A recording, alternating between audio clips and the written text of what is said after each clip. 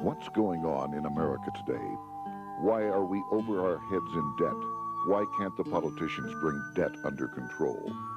Why are so many people, often both parents now, working at low-paying, dead-end jobs and still making do with less? What's the future of the American economy and way of life? Why does the government tell us inflation is low when the buying power of our paychecks is declining at an alarming rate? Only a generation ago, bread was a quarter, and you could get a new car for $19.95. The problem is that since 1864, we've had a debt-based banking system. All our money is based on government debt. We cannot extinguish government debt without extinguishing our money supply. That's why talk of paying off the national debt without reforming our banking system is an impossibility.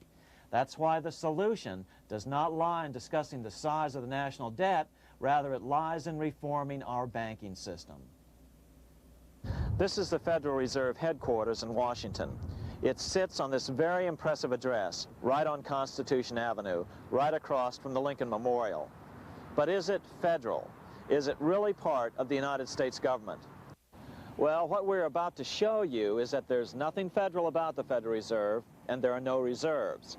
The name is a deception created back before the Federal Reserve Act was passed in 1913 to make Americans think that America's central bank operates in the public interest. The truth is that the Federal Reserve is a private bank owned by private stockholders and run purely for their private profit. That's exactly correct. The Fed is a privately owned for-profit corporation, which again has no reserves, at least no reserves available to back up the Federal Reserve notes, which is our common currency. Oh, absolutely. The Federal Reserve is neither federal and has doubtful reserves. It's a private bank that is owned by member banks. And it was chartered under the guise of deceit by an act of Congress in 1913. If there's still any doubt whether the Federal Reserve is a part of the U.S. government, check your local telephone book. In most cities, it is not listed in the blue government pages. It is listed in the business white pages right next to Federal Express, another private company. But more directly, U.S. courts have ruled time and time again that the Fed is a private corporation. Why can't Congress do something about the Fed? Most members of Congress just don't understand the system, and the few who do are afraid to speak up. For example, initially a veteran congressman from Chicago asked us if he could be interviewed for this video. However, both times our camera crew arrived at his office to do the interview, this was all we were able to film. The congressman never appeared, and eventually decided he no longer wanted to participate. But a few others in Congress have been bolder over the years. Here are three quick examples. In 1923, Representative Charles A. Lindbergh, a Republican from Minnesota, and father of the famed aviator Lucky Lindy, put it this way: the financial system has been turned over to the Federal Reserve Board. That board administers the finance system by authority of a purely profiteering group. The system is private, conducted for the sole purpose of obtaining the greatest possible profits from the use of other people's money. One of the most outspoken critics in Congress of the Fed was the former chairman of the House Banking and Currency Committee during the Great Depression years. Louis T. McFadden, Republican of Pennsylvania, said in 1932, "We have in this country one of the most corrupt institutions the world has ever known. I refer to the Federal Reserve Board. This evil institution has impoverished the people of the United States and has practically bankrupted our government. It has done this through the corrupt practices of the moneyed vultures who control it." Senator Barry Goldwater was a frequent critic of the Fed. Most Americans have no real understanding of the operation of the international moneylenders. The accounts of the Federal Reserve System have never been audited. It operates outside the control of Congress and manipulates the credit of the United States. The Federal Reserve really even though it is not part of the federal government, it is more powerful than the federal government. It's more powerful than the president, the Congress, and the courts. Now, a lot of people challenge me on that, but let me prove my case. The Federal Reserve determines what the average person's car payment is going to be, what their house payment is going to be, and whether they have a job or not. And I submit to you that that's total control. And the Federal Reserve is the largest single creditor of the United States government. What does Proverbs tell us? The borrower is servant to the lender. What one has to understand is that from the day the Constitution was adopted right up to today, the folks who profit from privately owned central banks, as Madison called them, the money changers, have fought a running battle for control over who gets to print America's money. Why is who prints the money so important? Think of money as just another commodity. If you have a monopoly on a commodity that everyone needs, everyone wants, and nobody has enough of, there are lots of ways to make a profit, and also exert tremendous political influence. That's what this battle is all about. Throughout the history of the United States, the money power has gone back and forth between Congress and some sort of privately owned central bank. The Founding Fathers knew the evils of a privately owned central bank. First of all, they had seen how the privately owned British central bank, the Bank of England, had run up the British national debt to such an extent that Parliament had been forced to place unfair taxes on the American colonies. In fact, as we'll see later, Ben Franklin claimed that this was the real cause of the American Revolution. Most of the Founding Fathers realized the potential dangers of banking and feared bankers' accumulation of wealth and power. Jefferson put it this way: I sincerely believe that banking institutions are more dangerous to our liberties than standing armies. The issuing power should be taken from the banks and restored to the people to whom it properly belongs. That succinct statement of Jefferson is, in fact, the solution to all our economic problems today. It bears repeating. The issuing power should be taken from the banks and restored to the people to whom it properly belongs. James Madison, the main author of the Constitution, agreed. Interestingly, he called those behind the central bank scheme money changers. Madison strongly criticized their actions. History records that the money changers have used every form of abuse, intrigue, deceit, and violent means possible to maintain their control over governments by controlling money and its issuance. The battle over who gets to issue our money has been the pivotal issue throughout the history of the United States. Wars are fought over it, depressions are caused to acquire it. Yet after World War I, this battle was rarely mentioned in newspapers or history books. Why? By World War I, the money changers, with their dominant wealth, had seized control of most of the nation's press. Throughout U.S. history, this battle over who gets the power to issue our money has raged. In fact, it's changed hands back and forth 8 times since 1764, yet this fact has virtually vanished from public view for over 3 generations behind a smokescreen emitted by Fed cheerleaders in the media. Until we stop talking about deficits and government spending and start talking about who controls how much money we have, it's all just a big shell game, a complete and utter deception. It won't matter if you pass an ironclad amendment to the Constitution mandating a balanced budget.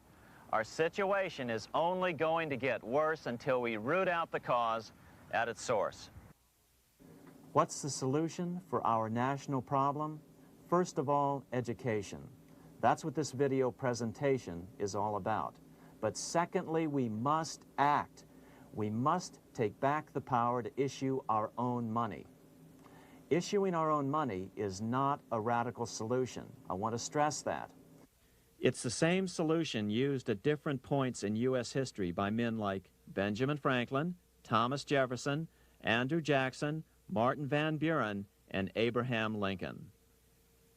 So, to sum it up, in 1913, Congress gave an independent central bank, deceptively named the Federal Reserve, a monopoly over issuing America's money. And the debt generated by this quasi-private corporation is what is killing the American economy. Though the Federal Reserve is now the most powerful central bank in the world, it was not the first. So where did this idea come from? To really understand the magnitude of the problem, we have to travel back to Europe. Just who are these money changers James Madison spoke of? In the Bible, 2,000 years ago, Jesus drove the money changers from the temple. It was the only time Jesus used force during his ministry. What were money changers doing in the temple? When Jews came to Jerusalem to pay their temple tax, they could only pay it with a special coin, the half shekel of the sanctuary. This was a half ounce of pure silver about this size. It was the only coin around at that time which was pure silver and of assured weight without the image of a pagan emperor. Therefore, to Jews, the half shekel was the only coin acceptable to God. But these coins were not plentiful. The money changers had cornered the market on them.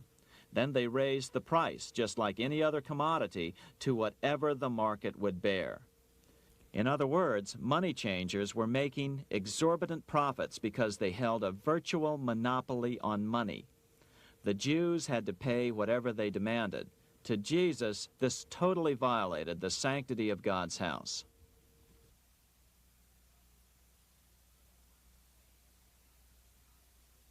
But the money-changing scam did not originate in Jesus' day. 200 years before Christ, Rome was having trouble with money changers.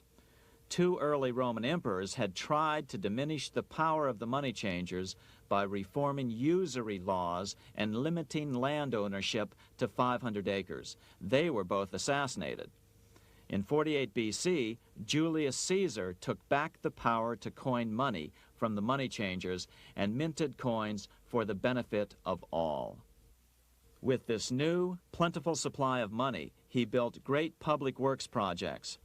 By making money plentiful, Caesar won the love of the common man.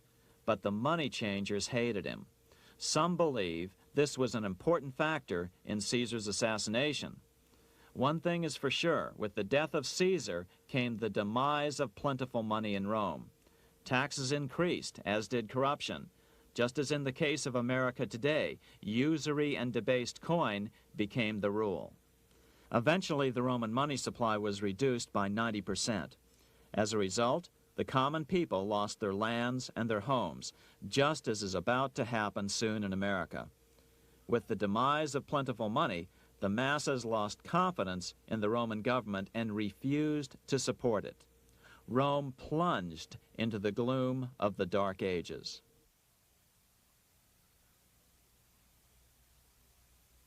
A 1,000 years after the death of Christ, money changers, those who loan out and manipulate the quantity of money, were active in medieval England. In fact, they were so active that acting together, they could manipulate the entire English economy. These were not bankers per se. The money changers generally were the goldsmiths.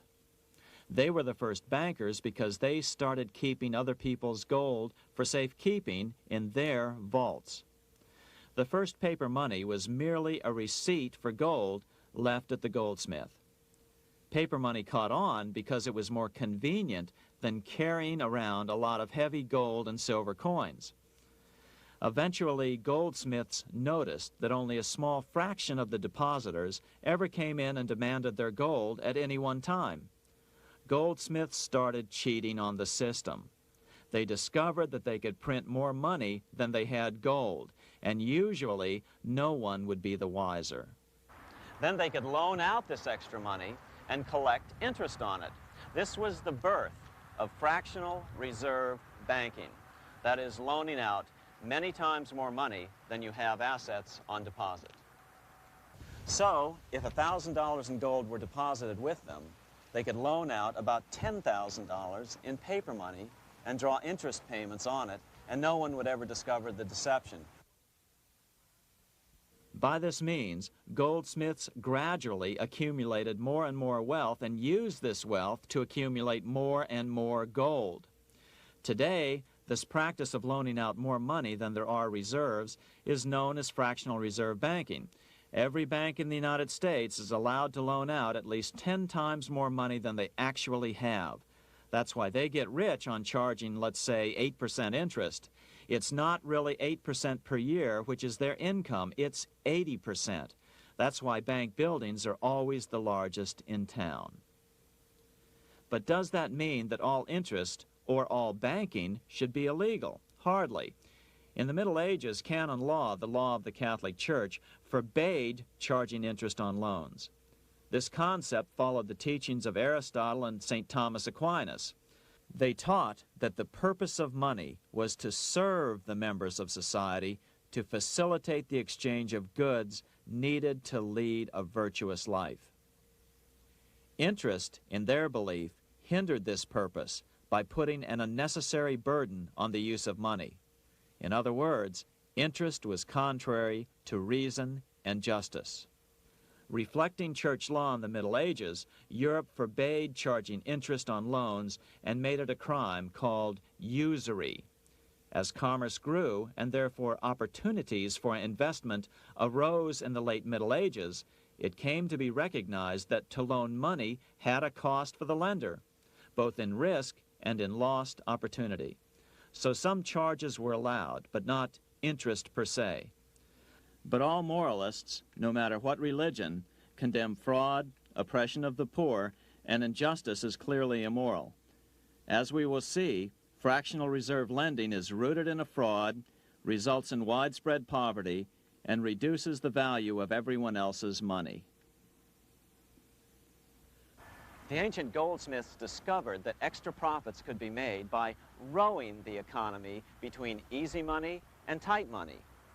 When they made money easier to borrow, then the amount of money in circulation expanded. Money was plentiful. People took out more loans to expand their businesses. But then the money changers would tighten the money supply.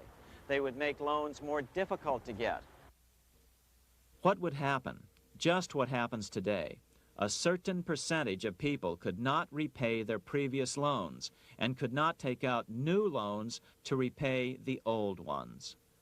Therefore, they went bankrupt and had to sell their assets to the goldsmiths for pennies on the dollar. The same thing is still going on today. Only today, we call this rowing of the economy up and down the business cycle.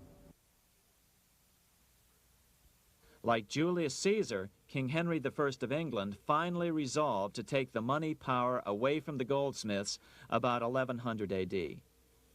Henry could have used anything as money, seashells, feathers, or even yak dung, as is often done in remote Tibetan provinces. But he invented one of the most unusual money systems in history. It was called the tally stick system.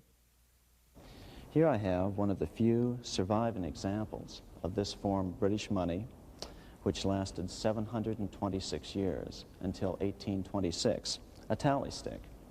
The tally system was adopted to avoid the monetary manipulation of the goldsmiths. Tally sticks were money fabricated out of sticks of polished wood. Notches were cut along one edge of the stick to indicate the denominations. Then the stick was split lengthwise through the notches so that both pieces still had a record of the notches. The king kept one half to protect against counterfeiting. Then he would spend the other half into the economy and they would circulate as money. This particular tally stick is huge. It represented 25,000 pounds. One of the original stockholders in the Bank of England purchased his original shares with this stick. In other words, he bought shares in the world's richest and most powerful corporation with a stick of wood. It's ironic that after its formation in 1694, the Bank of England attacked the tally stick system because it was money outside the power of the money changers, just as King Henry had wanted it to be. Why do people accept sticks of wood for money? That's a great question. Throughout history, people traded anything they thought had value and used as money. You see, the secret is that money is only what people agree on to use as money. What's our paper money today? It's really just paper. But here's the trick. King Henry ordered that tally sticks had to be used to pay the king's taxes. This built-in demand for tally sticks immediately made them circulate and be accepted as money. And they worked well. In fact, no other form of money has worked so well for so long as tally sticks. Keep in mind, the British Empire was built under the tally stick system. The tally stick system succeeded despite the fact that the money changers constantly attacked it by offering the metal coin system as competition. In other words, metal coins never went completely out of circulation, but tally sticks hung on because they were good for the payment of taxes. Finally, in the 1500s, King Henry VIII relaxed the laws concerning usury, and the money changers wasted no time reasserting themselves. They quickly made their gold and silver money plentiful for a few decades. But when Queen Mary took the throne and tightened the usury laws again, the money changers renewed the hoarding of gold and silver coins, forcing the economy to plummet. When Queen Mary's sister, Queen Elizabeth I, took the throne, she was determined to regain control over English money. Her solution was to issue gold and silver coins from the public treasury and take the control over the money supply away from the money changers. Although control over money was not the only cause of the English Revolution in 1642, religious differences fueled the conflict. Monetary policy played a major role. Financed by the money changers, Oliver Cromwell finally overthrew King Charles, purged the Parliament, and put the king to death. The money changers were immediately allowed to consolidate their financial power. The result was that for the next 50 years, the money changers plunged Great Britain into a series of costly wars. They took over a square mile of property in the center of London, known as the City of London. This area today is still known as one of the 3 predominant financial centers of the world. Conflicts with the Stuart kings led the money changers in England to combine with those in the Netherlands to finance the invasion of William of Orange, who overthrew the Stuarts in 1688 and took the English throne.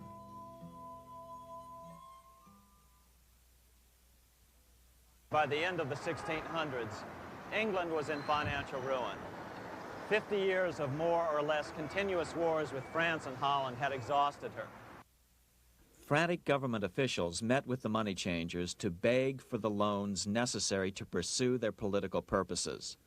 The price was high: a government-sanctioned, privately owned bank which could issue money created out of nothing. It was to be the modern world's first privately owned central bank, the Bank of England. Although it was deceptively called the Bank of England to make the general population think it was part of the government, it was not. Like any other private corporation, the Bank of England sold shares to get started. The investors, whose names were never revealed, were supposed to put up £1.25 million British pounds in gold coin to buy their shares in the bank, but only £750,000 was ever received. Despite that, the bank was duly chartered in 1694 and started out in the business of loaning out several times the money it supposedly had in reserves, all at interest. In exchange, the new bank would loan British politicians as much of the new currency as they wanted, as long as they secured the debt by direct taxation of the British people. So, legalization of the Bank of England amounted to nothing less than legal counterfeiting of a national currency for private gain. Unfortunately, nearly every nation now has a privately controlled central bank using the Bank of England as the basic model. Such is the power of these central banks that they soon take total control over a nation's economy. It soon amounts to nothing but a plutocracy, rule by the rich. It would be like putting control of the army in the hands of the mafia. The danger of tyranny would be extreme. Yes, we need central banks. No, we do not need them in private hands. The central bank scam is really a hidden tax. The nation sells bonds to the central bank to pay for things it does not have the political will to raise taxes to pay for. But the bonds are purchased with money the central bank creates out of nothing. More money in circulation makes your money worth less. The government gets as much money as it needs, and the people pay for it in inflation.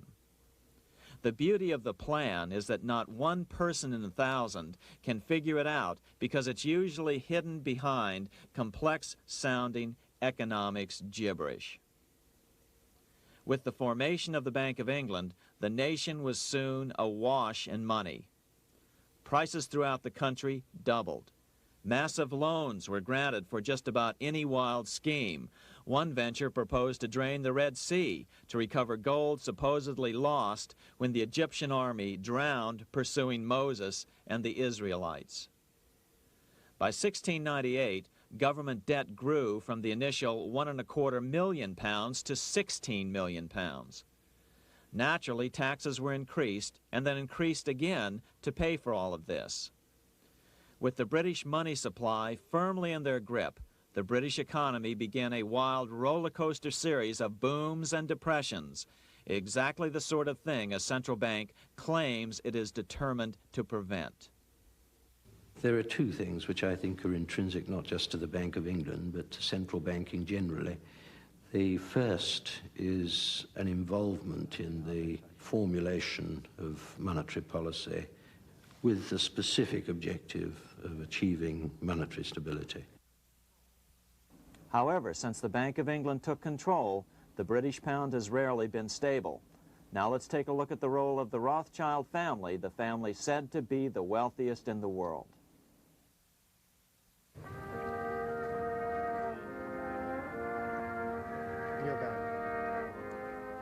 This is Frankfurt, Germany.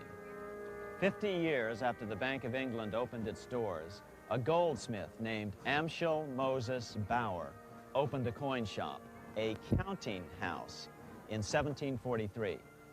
And over the door, he placed a sign depicting a Roman eagle on a red shield. The shop became known as the Red Shield Firm, or in German, Rothschild. When his son, Amschel Meyer Bauer, inherited the business, he decided to change his name to Rothschild. Amschel soon learned that loaning money to governments and kings was more profitable than loaning to private individuals. Not only were the loans bigger, but they were secured by the nation's taxes. Mayer Rothschild had 5 sons. He trained them all in the skills of money creation, then sent them out to the major capitals of Europe to open branch offices of the family banking business. His first son, Amschel Meyer, stayed in Frankfurt to mind the hometown bank. His second son, Solomon, was sent to Vienna. His third son, Nathan, was clearly the most clever. He was sent to London at age 21 in 1798, 100 years after the founding of the Bank of England. His fourth son, Karl, went to Naples, and his fifth son, Jacob, went to Paris. In 1785, Mayer Amschel moved his entire family to this larger house, a 5-story dwelling he shared with the Schiff family. This house was known as the Green Shield. The Rothschilds and the Schiffs would play a central role in the rest of European financial history and in that of the United States. The Rothschilds broke into dealings with European royalty here at Wilhelmshof, the palace of the wealthiest man in Germany. In fact, the wealthiest monarch in all Europe, Prince William of Hesse-Kassel. At first, the Rothschilds were only helping William speculate in precious coins. But when Napoleon chased Prince William into exile, he sent £550,000, a gigantic sum at that time, to Nathan Rothschild in London with instructions for him to buy consols, British government bonds, also called government stock. But Rothschild used the money for his own purposes. With Napoleon on the loose, the opportunities of wartime investments were nearly limitless. William returned here sometime prior to the Battle of Waterloo in 1815. He summoned Rothschild and demanded his money back. The Rothschilds returned William's money with the interest the British consuls would have paid him had the investment actually been made. But the Rothschilds kept all the past profits they had made using William's money. Nathan Rothschild later bragged that in the 17 years he'd been in England, he'd increased his original £20,000 stake given to him by his father by 2,500 times. By cooperating within the family, the Rothschilds soon grew unbelievably wealthy.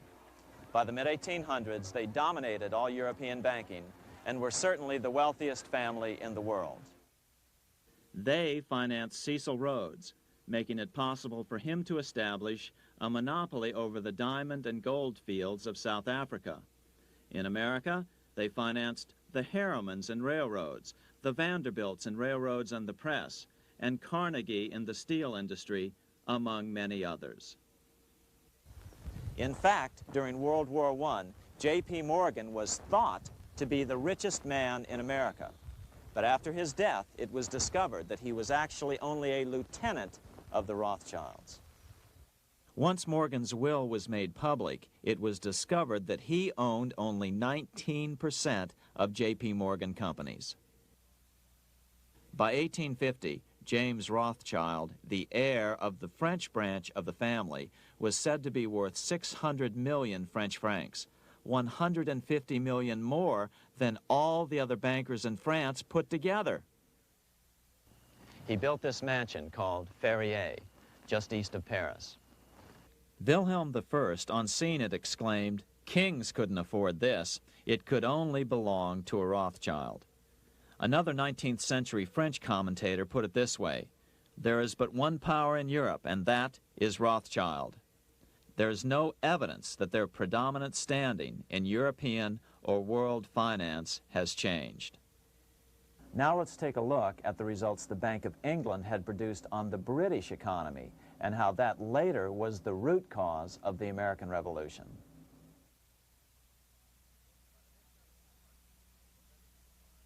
By the mid-1700s, the British Empire was nearing its height of power around the world. But Britain had fought 4 costly wars in Europe since the creation of their privately owned central bank, the Bank of England. The cost had been high. To finance these wars, the British Parliament here had borrowed heavily from the bank. By the mid-1700s, the government's debt here in Britain was £140 million, a staggering sum for those days. Consequently, the British government embarked on a program of trying to raise revenues from their American colonies in order to make their interest payments to the bank. But in America, it was a different story. The scourge of a privately owned central bank had not yet hit. This is Independence Hall in Philadelphia, where the Declaration of Independence and Constitution were signed. In the mid-1700s, pre-revolutionary America was still relatively poor. There was a severe shortage of precious metal coins to trade for goods, so the early colonists were forced to experiment with printing their own homegrown paper money. Some of these experiments were successful. Franklin was a big supporter of the colonies printing their own paper money. In 1757, Franklin was sent to London. He ended up staying for the next 18 years here, nearly until the start of the American Revolution. During this period, the American colonies began to issue their own money. Called colonial scrip, the endeavor was very successful. It provided a reliable medium of exchange, and it also helped to provide a feeling of unity between the colonies. Remember, colonial scrip was just paper money, debt-free money, printed in the public interest, and not backed by gold or silver coin. In other words, it was a totally fiat currency. One day, officials of the Bank of England asked Franklin how he would account for the newfound prosperity of the colonies. Without hesitation, he replied, "That is simple. In the colonies, we issue our own money. It is called colonial scrip. We issue it in proper proportion to the demands of trade and industry to make the products pass easily from the producers to the consumers. In this manner, creating for ourselves our own paper money, we control its purchasing power, and we have no interest to pay to no one." This was just common sense to Franklin, but you can imagine the impact it had on the Bank of England. America had learned the secret of money, and that genie had to be returned to its bottle as soon as possible.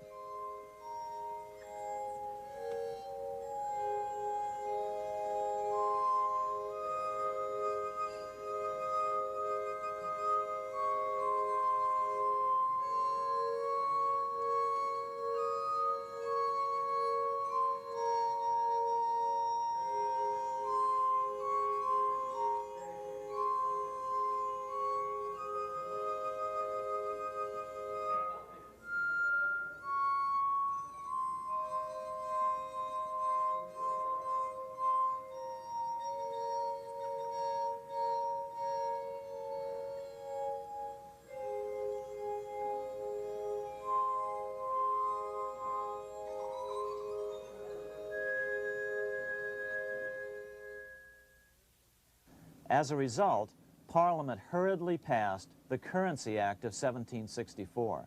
This prohibited colonial officials from issuing their own money and ordered them to pay all future taxes in gold or silver coins. In other words, it forced the colonies on a gold or silver standard. For those who still believe that a gold standard is the answer for America's current monetary problems, look what happened to America after that. Writing in his autobiography, Franklin said, "In 1 year, the conditions were so reversed that the era of prosperity ended and a depression set in to such an extent that the streets of the colonies were filled with unemployed."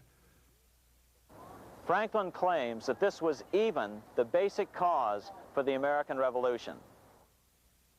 As Franklin put it in his autobiography, The colonies would gladly have borne a little tax on tea and other matters had it not been that England took away from the colonies their money, which created unemployment and dissatisfaction.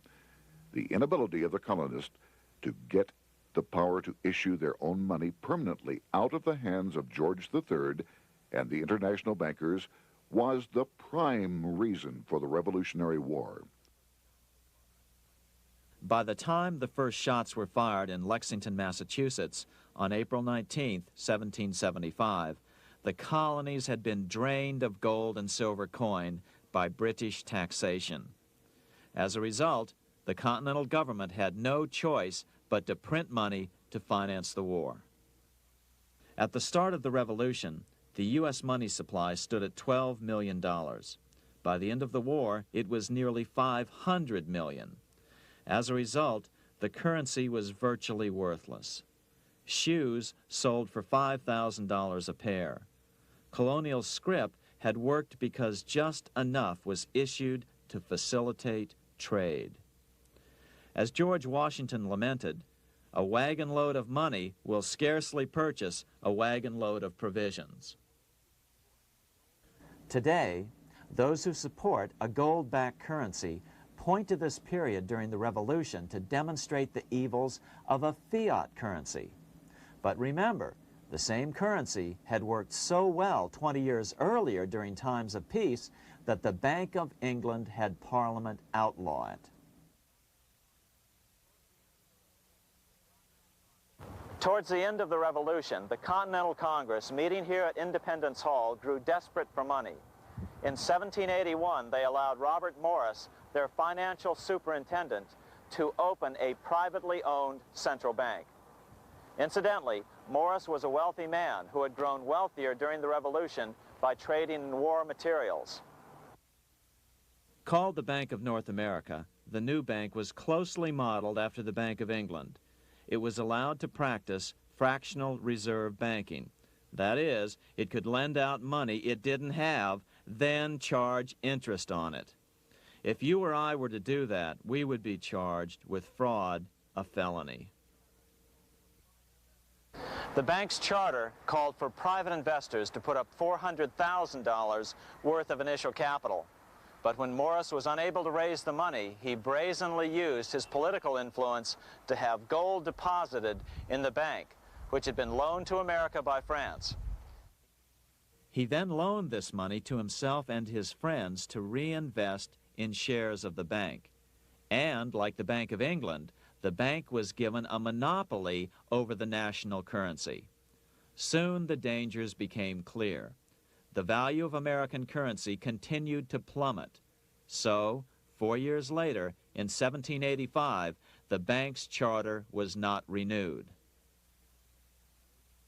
The leader of the effort to kill the bank, William Findley of Pennsylvania, explained the problem this way, quote, "This institution, having no principle but that of avarice, will never be varied in its object, to engross all the wealth, power, and influence of the state."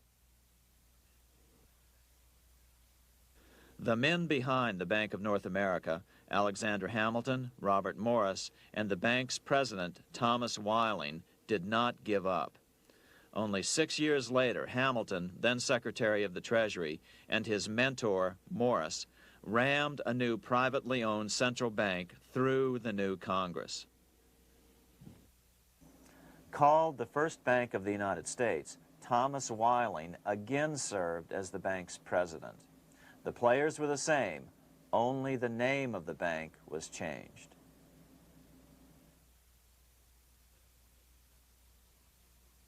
In 1787, colonial leaders assembled in Philadelphia to replace the ailing Articles of Confederation. As we saw earlier, both Thomas Jefferson and James Madison were unalterably opposed to a privately owned central bank. They had seen the problems caused by the Bank of England. They wanted nothing of it. As Jefferson later put it, "If the American people ever allow private banks to control the issue of their currency, first by inflation, then by deflation, the banks and the corporations which grow up around them will deprive the people of all property until their children wake up homeless on the continent their fathers conquered." During the debate over the future monetary system, another one of the founding fathers, Gouverneur Morris, castigated the motivations of the owners of the Bank of North America. Gouverneur Morris headed the committee that wrote the final draft of the Constitution. Morris knew the motivations of the bank well. Along with his old boss, Robert Morris, Gouverneur Morris and Alexander Hamilton were the ones who had presented the original plan for the Bank of North America to the Continental Congress in the last year of the Revolution.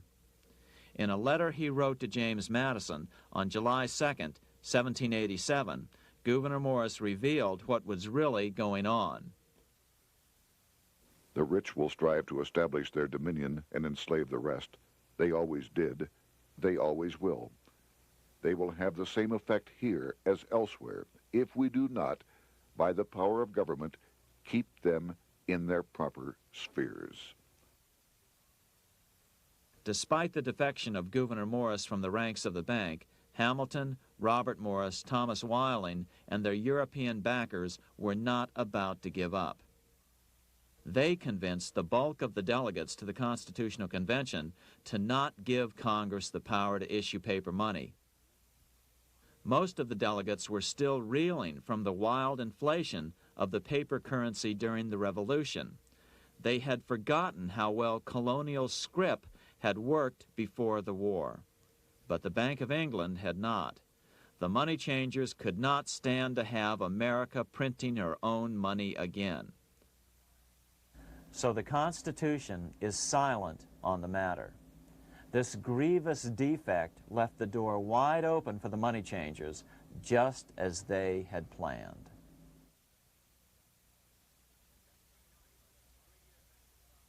In 1790, less than 3 years after the Constitution had been signed, the money changers struck again. The newly appointed first Secretary of the Treasury, Alexander Hamilton, proposed a bill to the Congress calling for a new, privately owned central bank. Coincidentally, that was the very year that Amschel Rothschild made his pronouncement from his flagship bank in Frankfurt. Let me issue and control a nation's money, and I care not who writes the laws.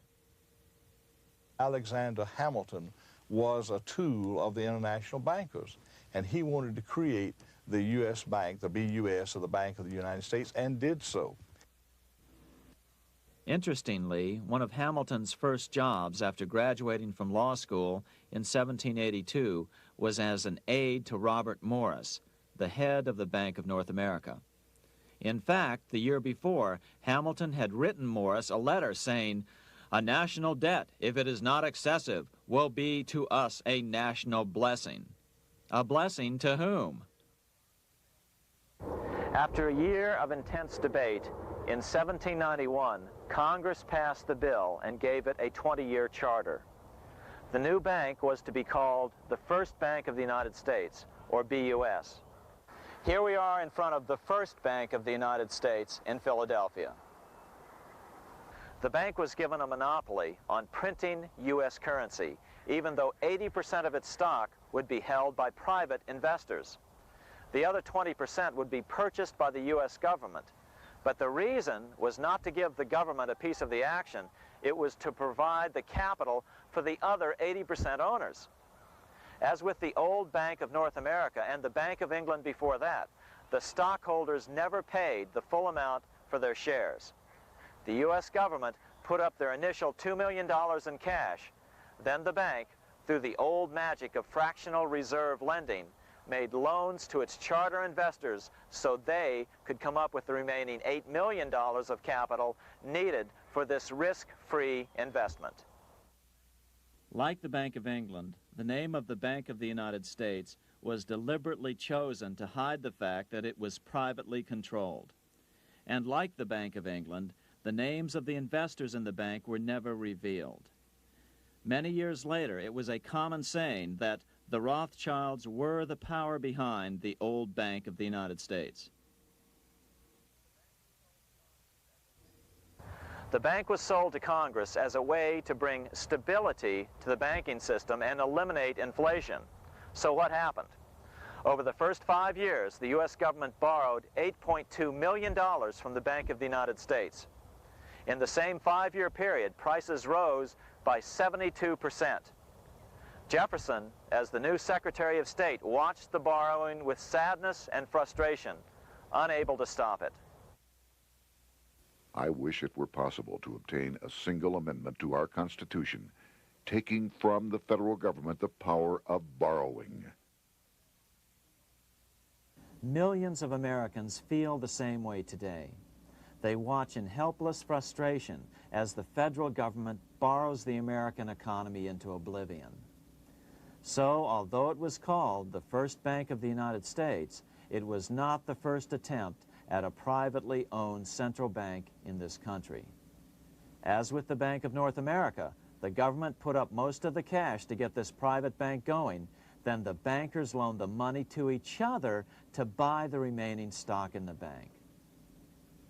It was a scam, plain and simple, and they wouldn't be able to get away with it for long.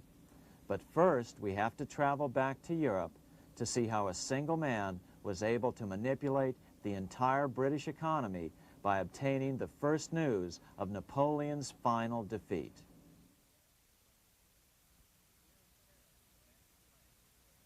Here in Paris, the Bank of France was organized in 1800, just like the Bank of England. But Napoleon decided France had to break free of debt, and he never trusted the Bank of France. He declared that when a government is dependent upon bankers for money, the bankers, not the leaders of the government, are in control.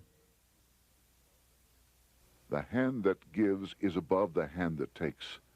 Money has no motherland. Financiers are without patriotism and without decency. Their sole object is gain. Back in America, unexpected help was about to arrive. In 1800, Thomas Jefferson narrowly defeated John Adams to become the third president of the United States. By 1803, Jefferson and Napoleon had struck a deal.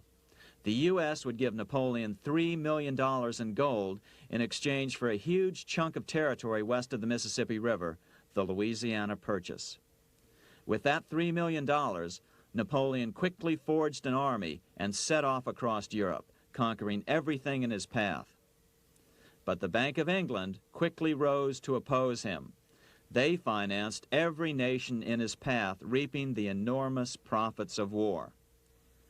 Prussia, Austria, and finally Russia all went heavily into debt in a futile attempt to stop Napoleon. 4 years later, with the main French army in Russia, 30-year-old Nathan Rothschild, the head of the London office of the Rothschild family, personally took charge of a bold plan to smuggle a much-needed shipment of gold right through France to finance an attack by the Duke of Wellington from Spain. Nathan later bragged at a dinner party in London that it was the best business he'd ever done. Little did he know that he would do much better business in the near future. Wellington's attacks from the south and other defeats eventually forced Napoleon to abdicate, and Louis XVIII was crowned king. Napoleon was exiled to Elba, a tiny island off the coast of Italy, supposedly exiled from France forever. While Napoleon was in exile on Elba, temporarily defeated by England with the financial help of the Rothschilds, America was trying to break free of its central bank as well.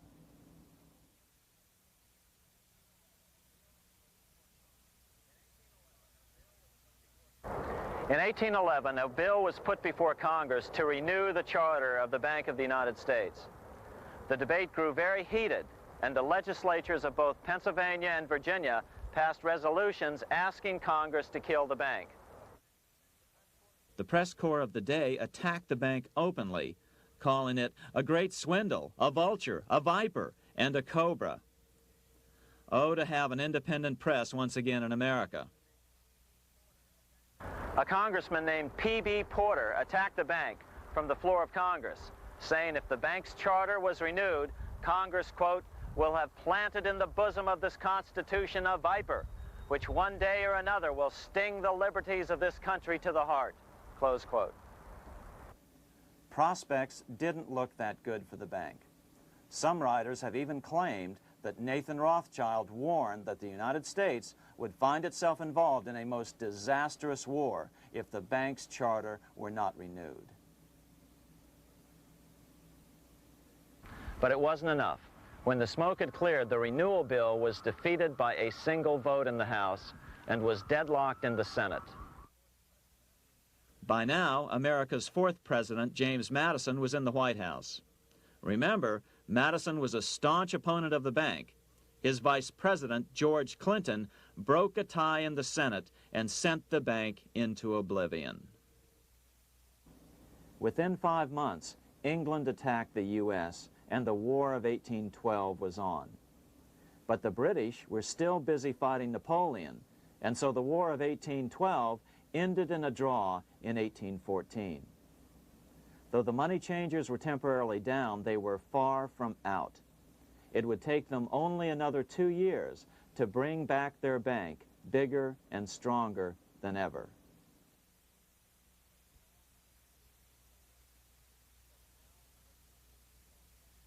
But now let's return to Napoleon, because nothing else in history more aptly demonstrates the ingenuity of the Rothschild family than their control of the British stock market after Waterloo. In 1815, a year after the end of the War of 1812 in America, Napoleon escaped his exile and returned to Paris. French troops were sent out to capture him, but such was his charisma that the soldiers rallied around their old leader and hailed him as their emperor once again. In March of 1815, Napoleon equipped an army which Britain's Duke of Wellington defeated less than 90 days later at Waterloo. Some writers claim Napoleon borrowed £5 million from the Bank of England to rearm, but it appears these funds actually came from the Ouvard banking house in Paris. Nevertheless, from about this point on, it was not unusual for privately controlled central banks to finance both sides in a war. Why would a central bank finance opposing sides in a war? Because war is the biggest debt generator of them all. A nation will borrow any amount for victory. The ultimate loser is loaned just enough to hold out the vain hope of victory, and the ultimate winner is given enough to win. Besides, such loans are usually conditioned upon the guarantee that the victor will honor the debts of the vanquished.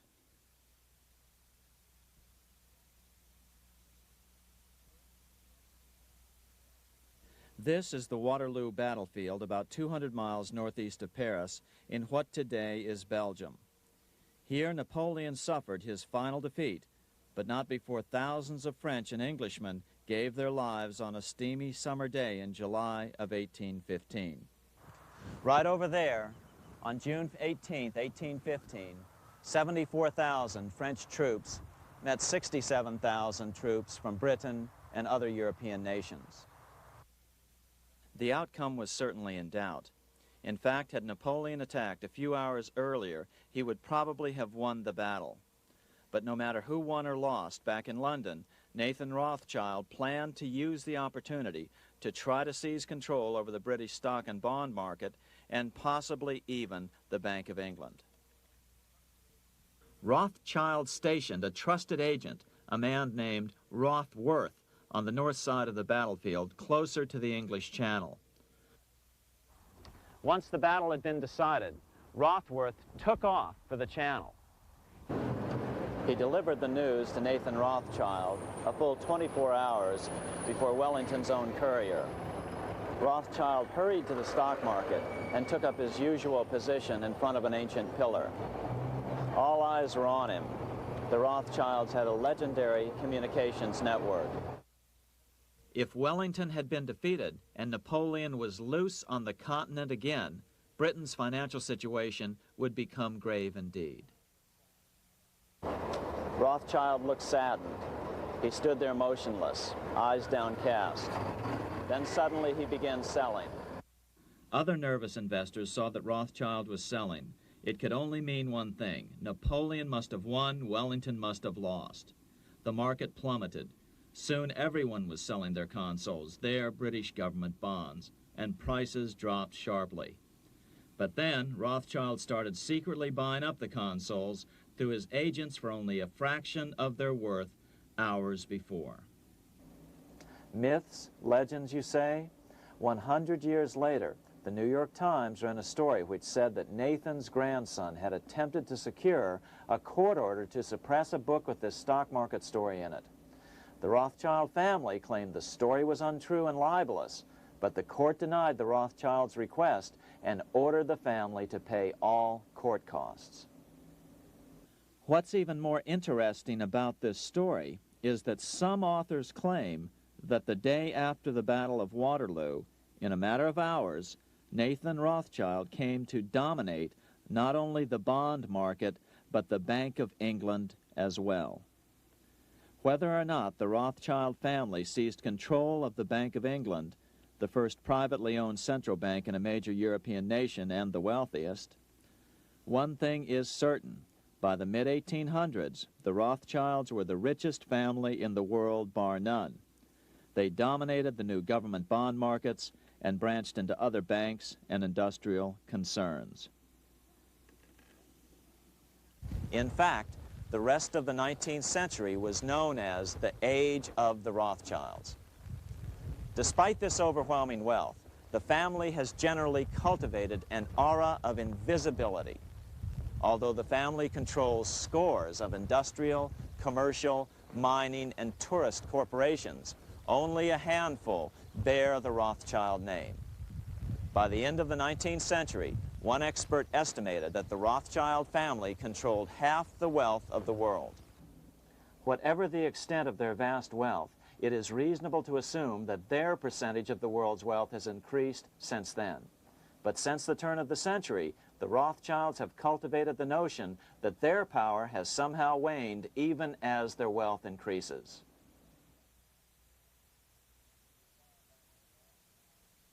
Meanwhile, back in Washington in 1816, just 1 year after Waterloo and Rothschild's alleged takeover of the Bank of England, the American Congress passed a bill permitting yet another privately owned central bank.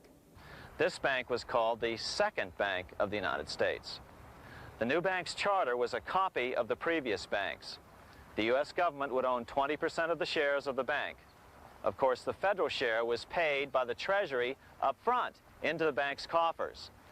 Then, through the magic of fractional reserve lending, it was transformed into loans to private investors who then bought the remaining 80% of the shares. Just as before, the primary stockholders remained a secret. But it is known that the largest block of shares, about 1/3 of the total, were sold to foreigners. As one observer put it, it is certainly no exaggeration to say that the Second Bank of the United States was rooted as deeply in Britain as it was in America. So, by 1816, some authors claim the Rothschilds had taken control over the Bank of England and backed a new, privately owned central bank in America as well.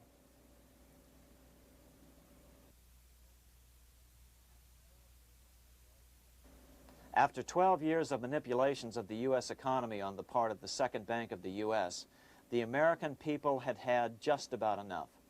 Opponents of the bank nominated a dignified senator from Tennessee, Andrew Jackson, the hero of the Battle of New Orleans, to run for president. This is his home, the Hermitage. No one gave Jackson a chance initially. The bank had long ago learned how the political process could be controlled with money. To the surprise and dismay of the money changers, Jackson was swept into office in 1828. Jackson was determined to kill the bank at the first opportunity and wasted no time in trying to do so. But the bank's 20-year charter didn't come up for renewal until 1836, the last year of his second term, if he could survive that long. During his first term, Jackson contented himself with rooting out the bank's many minions from government service. He fired 2,000 of the 11,000 employees of the federal government. In 1832, with his re-election approaching, the bank struck an early blow, hoping Jackson would not want to stir up controversy. They asked Congress to pass a renewal bill 4 years early. Naturally, Congress complied, then sent it to the president for signing. But Jackson weighed in with both feet. Old Hickory, never a coward, vetoed the bill. His veto message is one of the great American documents. It clearly lays out the responsibility of the American government towards its citizens, rich and poor. It is not our own citizens only who are to receive the bounty of our government. More than 8 million of the stock of this bank are held by foreigners. Is there no danger to our liberty and independence in a bank that in its nature has so little to bind it to our country? Controlling our currency, receiving our public monies, and holding thousands of our citizens' independence would be more formidable and dangerous than a military power of the enemy. If government would confine itself to equal protection and, as heaven does its rains, shower its favor alike on the high and the low, the rich and the poor, it would be an unqualified blessing. In the act before me, there seems to be a wide and unnecessary departure from these just principles. Later that year, in July 1832, Congress was unable to override Jackson's veto. Now Jackson had to stand for re-election. Jackson took his argument directly to the people. For the first time in U.S. history, Jackson took his presidential campaign on the road. Before then, presidential candidates stayed at home and looked presidential. His campaign slogan was Jackson and no bank. The National Republican Party ran Senator Henry Clay against Jackson. Despite the fact that the bankers poured over $3 million into Clay's campaign, Jackson was reelected by a landslide in November of 1832. Despite his presidential victory, Jackson knew the battle was only beginning. "The hydra of corruption is only scotched, not dead," said the newly elected president. Jackson ordered his new Secretary of Treasury, Lewis McLean, to start removing the government's deposits from the second bank and start placing them in state banks. But McLean refused to do so.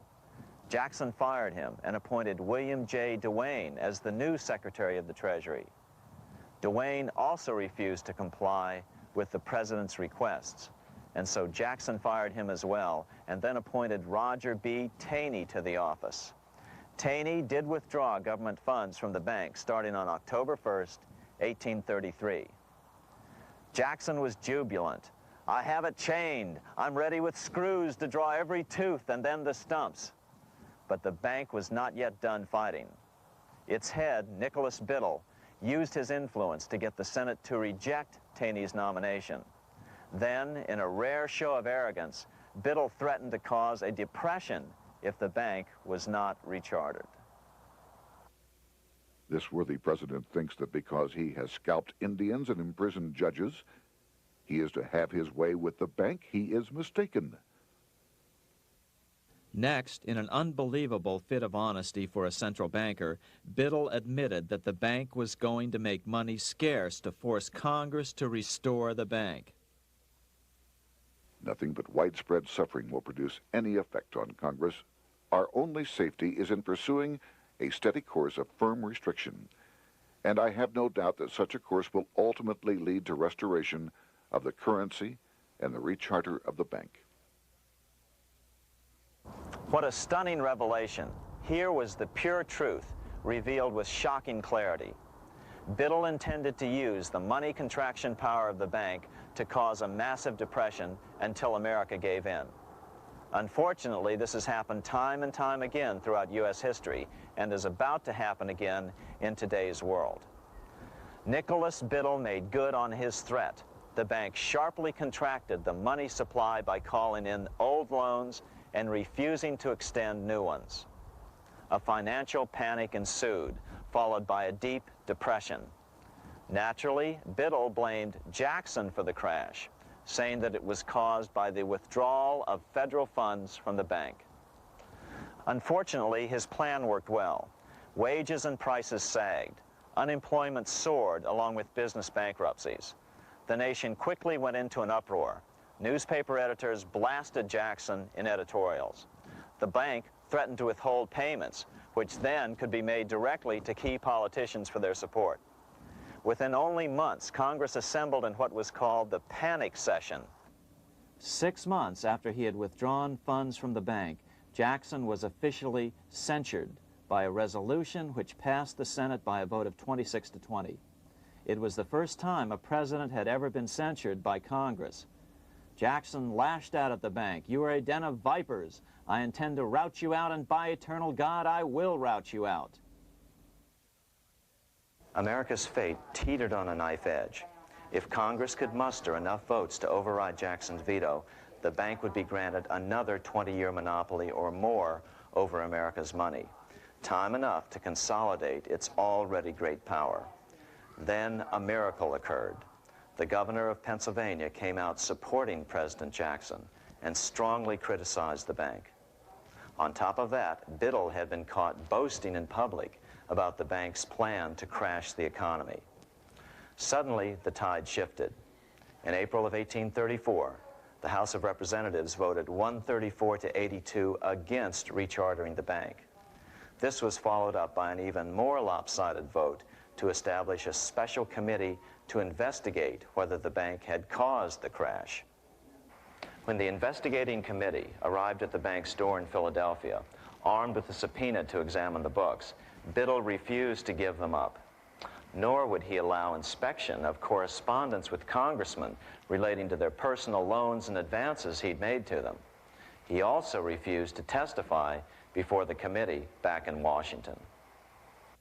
On January 8th, 1835, Jackson paid off the final installment on the national debt, which had been necessitated by allowing the banks to issue currency for government bonds rather than simply issuing treasury notes without such debt.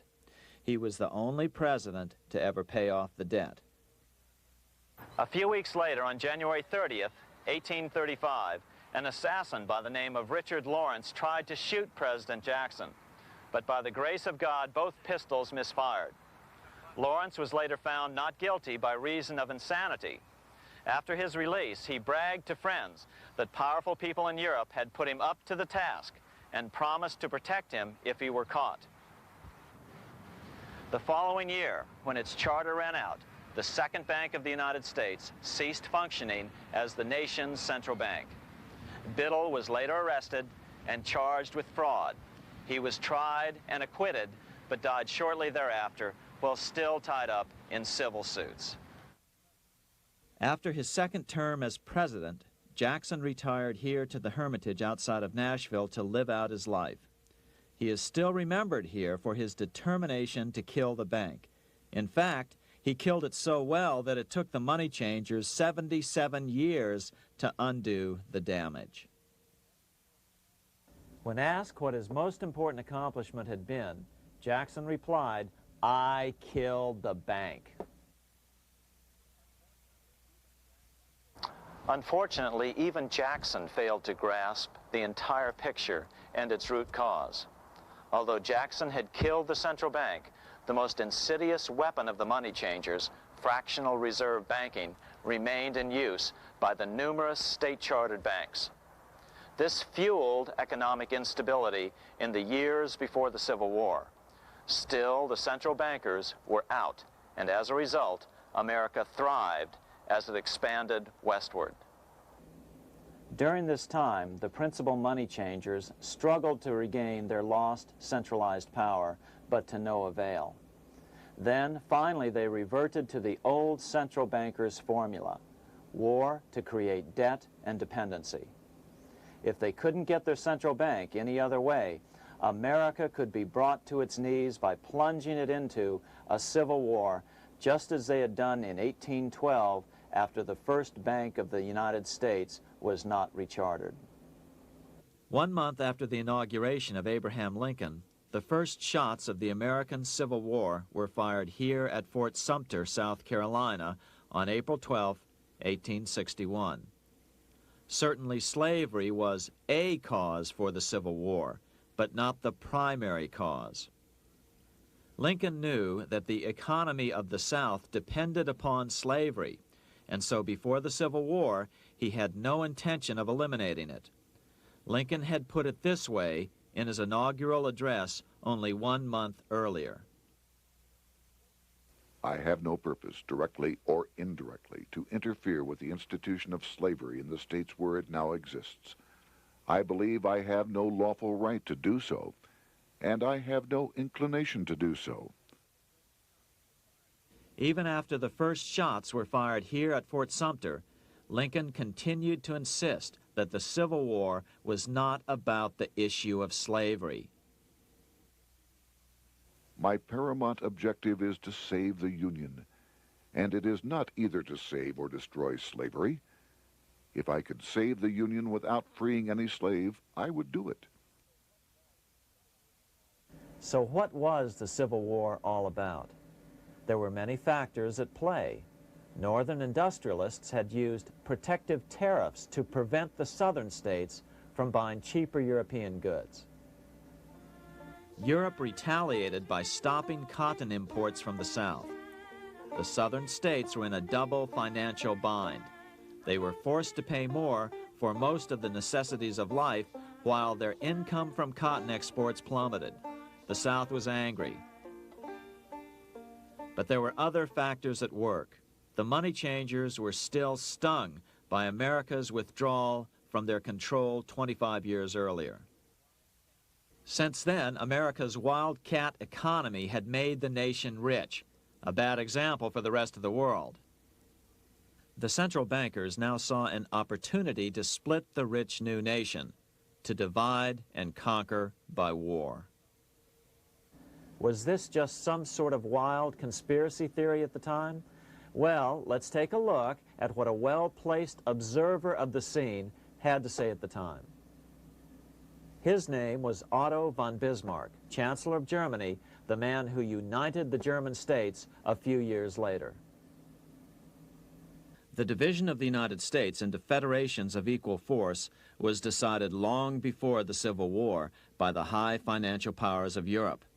These bankers were afraid that the United States, if they remained as one bloc and as one nation, would attain economic and financial independence which would upset their financial domination over the world. Within months after the first shots here at Fort Sumter, the central bankers loaned Napoleon III of France, the nephew of the Waterloo Napoleon, 210 million francs to seize Mexico and station troops along the southern border of the U.S., taking advantage of their war to violate the Monroe Doctrine and return Mexico to colonial rule. No matter what the outcome of the Civil War, a weakened America, heavily indebted to the money changers, would open up Central and South America once again to European colonization and domination. The very thing America's Monroe Doctrine had forbade in 1823. At the same time, Great Britain moved 11,000 troops into Canada and positioned them menacingly along America's northern border. The British fleet went to war alert should their quick intervention be called for. Lincoln knew he was in a double bind. That's why he agonized over the fate of the Union. There was a lot more to it than just differences between the North and the South. That's why his emphasis was always on union and not merely the defeat of the South. But Lincoln needed money to win. In 1861, Lincoln and his Secretary of Treasury, Salmon P. Chase, went to New York to apply for the necessary loans. The money changers, anxious to see the Union fail, offered loans at 24 to 36% interest. Lincoln said thanks, but no thanks, and returned to Washington. Lincoln sent for an old friend, Colonel Dick Taylor of Chicago, and put him on the problem of financing the war. During one meeting, Lincoln asked Taylor what he'd discovered. Taylor put it this way. Why, Lincoln, that is easy. Just get Congress to pass a bill authorizing the printing of full legal tender Treasury notes, and pay your soldiers with them, and go ahead and win your war with them also. When Lincoln asked if the people of the United States would accept the notes, Taylor said, "The people or anyone else will not have any choice in the matter if you make them full legal tender. They will have the full sanction of the government and be just as good as any money, as Congress is given that express right by the Constitution." So that's exactly what Lincoln did. In 1862-63, he printed up $450 million worth of the new bills. In order to distinguish them from other banknotes in circulation, he printed them in green ink on the back side. That's why the notes were called greenbacks. With this new money, Lincoln paid the troops and bought their supplies. During the course of the war, nearly $450 million worth of greenbacks were printed at no interest to the federal government. Lincoln understood who was really pulling the strings and what was at stake for the American people. This is how he explained his rationale. The government should create, issue, and circulate all the currency and credit needed to satisfy the spending power of the government and the buying power of consumers. The privilege of creating and issuing money is not only the supreme prerogative of government, but it is the government's greatest creative opportunity. By the adoption of these principles, the taxpayers will be saved immense sums of interest. Money will cease to be master and become the servant of humanity. A truly incredible editorial in the London Times explained the central bankers' attitude towards Lincoln's greenbacks. If this mischievous financial policy, which has its origins in North America, shall become indurated down to a fixture, then That government will furnish its own money without cost. It will pay off debts and be without debt. It will have all the money necessary to carry on its commerce. It will become prosperous without precedent in the history of the world. The brains and wealth of all countries will go to North America. That country must be destroyed, or it will destroy every monarchy on the globe. The scheme was effective, so effective that the next year, 1863, with Federal and Confederate troops beginning to mass for the decisive battle of the Civil War, and the Treasury in need of further congressional authority to issue more greenbacks, Lincoln allowed the bankers to push through the National Bank Act. These new national banks would operate under a virtual tax-free status and collectively had the exclusive monopoly power to create the new form of money, banknotes. Though greenbacks continued to circulate, their numbers were not increased. But most importantly, from this point on, the entire U.S. money supply would be created out of debt by bankers buying U.S. government bonds and issuing them for reserves for banknotes. As historian John Kenneth Galbraith explained it, in numerous years following the war, the federal government ran a heavy surplus. It could not, however, pay off its debt, retire its securities, because to do so meant there would be no bonds to back the national banknotes. To pay off the debt was to destroy the money supply. Later in 1863, Lincoln got some unexpected help from Tsar Alexander II of Russia. The Tsar, like Bismarck in Germany, knew what the international money changers were up to and had steadfastly refused to let them set up a central bank in Russia. If America survived and was able to remain out of their clutches, the Tsar's position would remain secure. If the bankers were successful at dividing America and giving the pieces back to Great Britain and France, both nations under control of their central banks, eventually they would threaten Russia again. So the Tsar gave orders that if either England or France actively intervened and gave aid to the South, Russia would consider such action as a declaration of war. He did the same with part of his Pacific Fleet and sent them to port in San Francisco. Lincoln was reelected the next year, 1864. Had he lived, he would surely have killed the national bank's money monopoly extracted from him during the war. On November 21, 1864, he wrote a friend the following. The money power preys upon the nation in times of peace and conspires against it in times of adversity.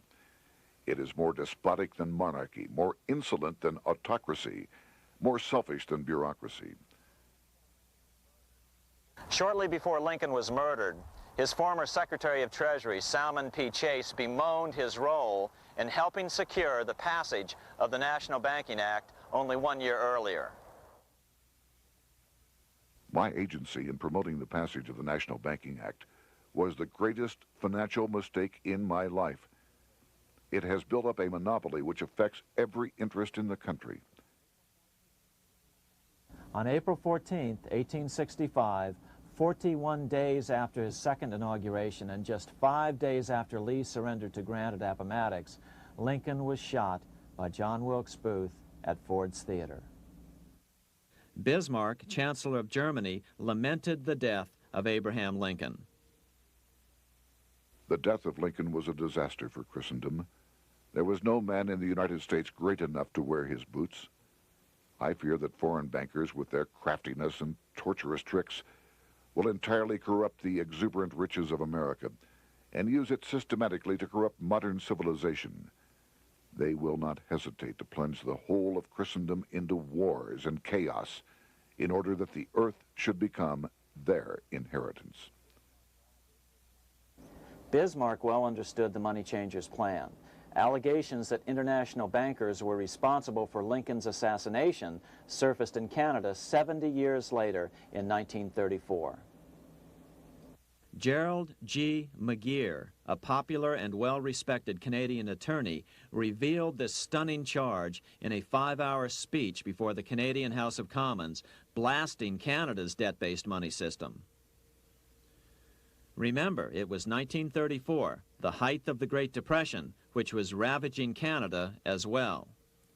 McGeer had obtained evidence deleted from the public record, provided to him by Secret Service agents at the trial of John Wilkes Booth after Booth's death. McGeer said it showed that Booth was a mercenary working for the international bankers.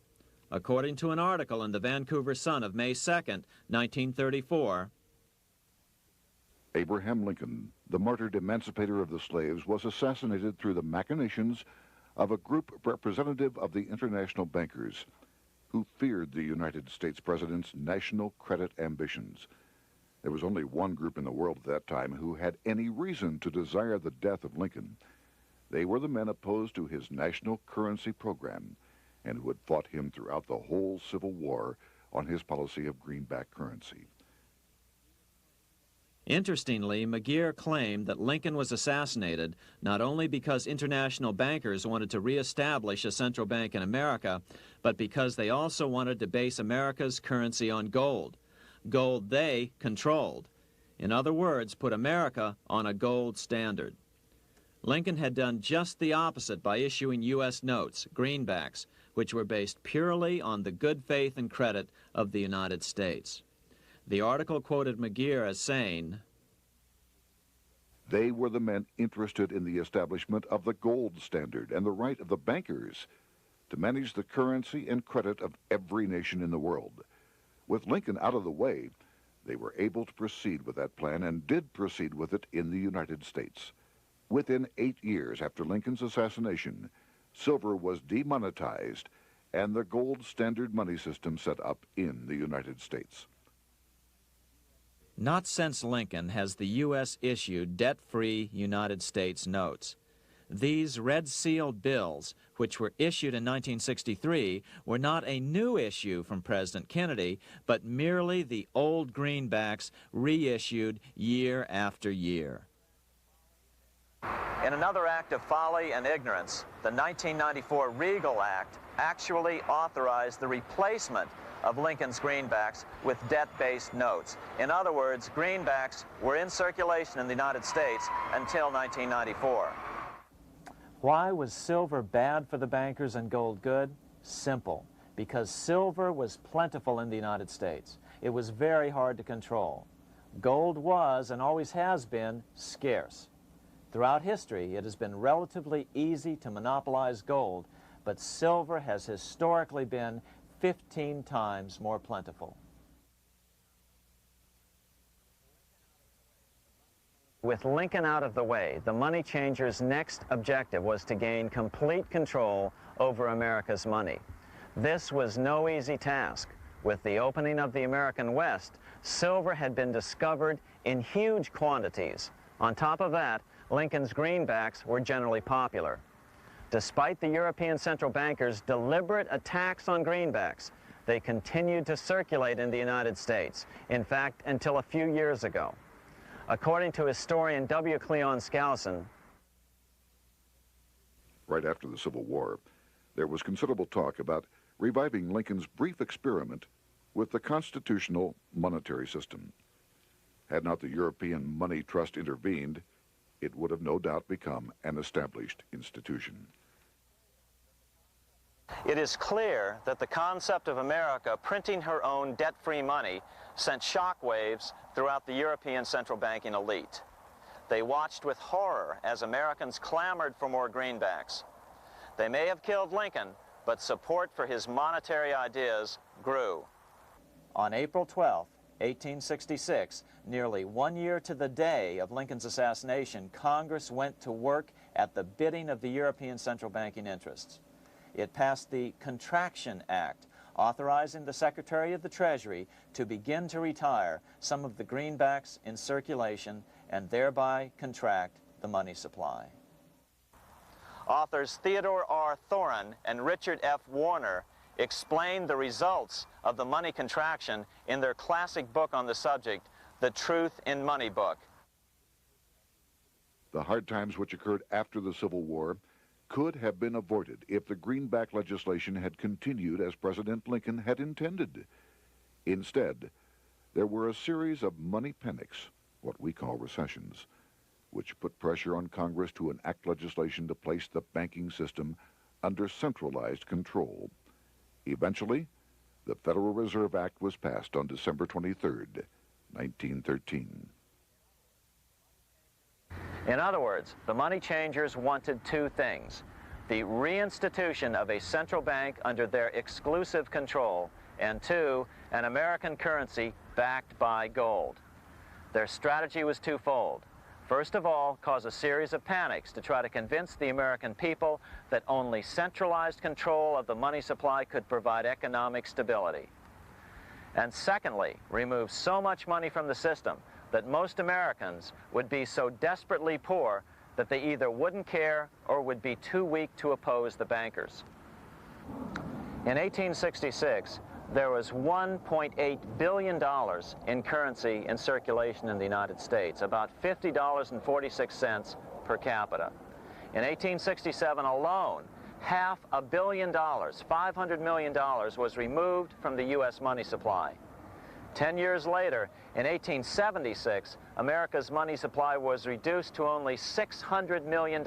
In other words, 2/3 of America's money had been called in by the bankers. Only $14.60 per capita remained in circulation. 10 years later, the money supply had been reduced to only $400 million, even though the population had boomed.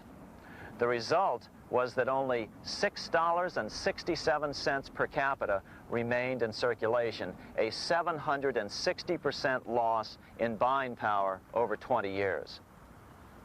Today, economists try to sell the idea that recessions and depressions are a natural part of something they call the business cycle.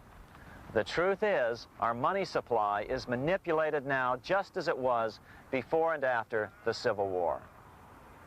How did this happen? How did money become so scarce? Simple. Bank loans were called in and no new ones were given. In addition, silver coins were melted down. In 1872, a man named Ernest Sed was given 100,000 pounds, about $500,000, by the Bank of England and sent to America to bribe necessary congressmen to get silver demonetized. He was told that if that was not sufficient, to draw an additional 100,000 pounds or as much more as was necessary. The next year, Congress passed the Coinage Act of 1873, and the minting of silver dollars abruptly stopped. In fact, Representative Samuel Hooper, who introduced the bill in the House, acknowledged that Mr. Sed actually drafted the legislation. But it gets even worse than that. In 1874, Sed himself admitted who was behind the scheme. I went to America in the winter of 1872-73, authorized to secure, if I could, the passage of a bill demonetizing silver. It was in the interest of those I represented, the governors of the Bank of England, to have it done. By 1873, gold coins were the only form of coin money. But the contest over control of America's money was not yet over. Only 3 years later, in 1876, with 1/3 of America's workforce unemployed, the population was growing restless. People were clamoring for a return to the greenback money system of President Lincoln or a return to silver money, anything that would make money more plentiful. That year, Congress created the United States Silver Commission to study the problem. Their report clearly blamed the monetary contraction on the national bankers. The report is interesting because it compares the deliberate money contraction by the national bankers after the Civil War to the fall of the Roman Empire. The disaster of the Dark Ages was caused by decreasing money and falling prices. Without money, civilization could not have had a beginning, and with a diminishing supply, it must languish, and unless relieved, finally perish. At the Christian era, the metallic money of the Roman Empire amounted to $1,800,000,000. By the end of the 15th century, it had shrunk to less than $200 million. History records no other such disastrous transition as that from the Roman Empire to the Dark Ages.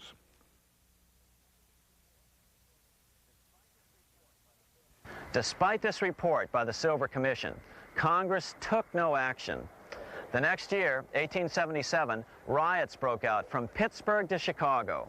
The torches of starving vandals lit up the sky. The bankers huddled to decide what to do. They decided to hang on. Now that they were back in control to a certain extent, they were not about to give it up. At the meeting of the American Bankers Association that year, they urged their membership to do everything in their power to put down the notion of a return to greenbacks. The ABA Secretary, James Buell, authored a letter to the members which blatantly called on the banks to subvert not only Congress, but the press. It is advisable to do all in your power to sustain such prominent daily and weekly newspapers, especially the agricultural and religious press, as will oppose the greenback issue of paper money, and that you will also withhold patronage from all applicants who are not willing to oppose the government issue of money. To repeal the act creating banknotes or to restore to circulation the government issue of money will be to provide the people with money and will therefore seriously affect our individual profits as bankers and lenders. See your congressman at once and engage him to support our interest that we may control legislation. As political pressure mounted in Congress for change, the press tried to turn the American people away from the truth. The New York Tribune put it this way on January 10th, 1878. "The capital of the country is organized at last, and we will see whether Congress will dare to fly in its face." But it didn't work entirely. On February 28, 1878, Congress passed the Sherman Law, allowing the minting of a limited number of silver dollars, ending the 5-year hiatus.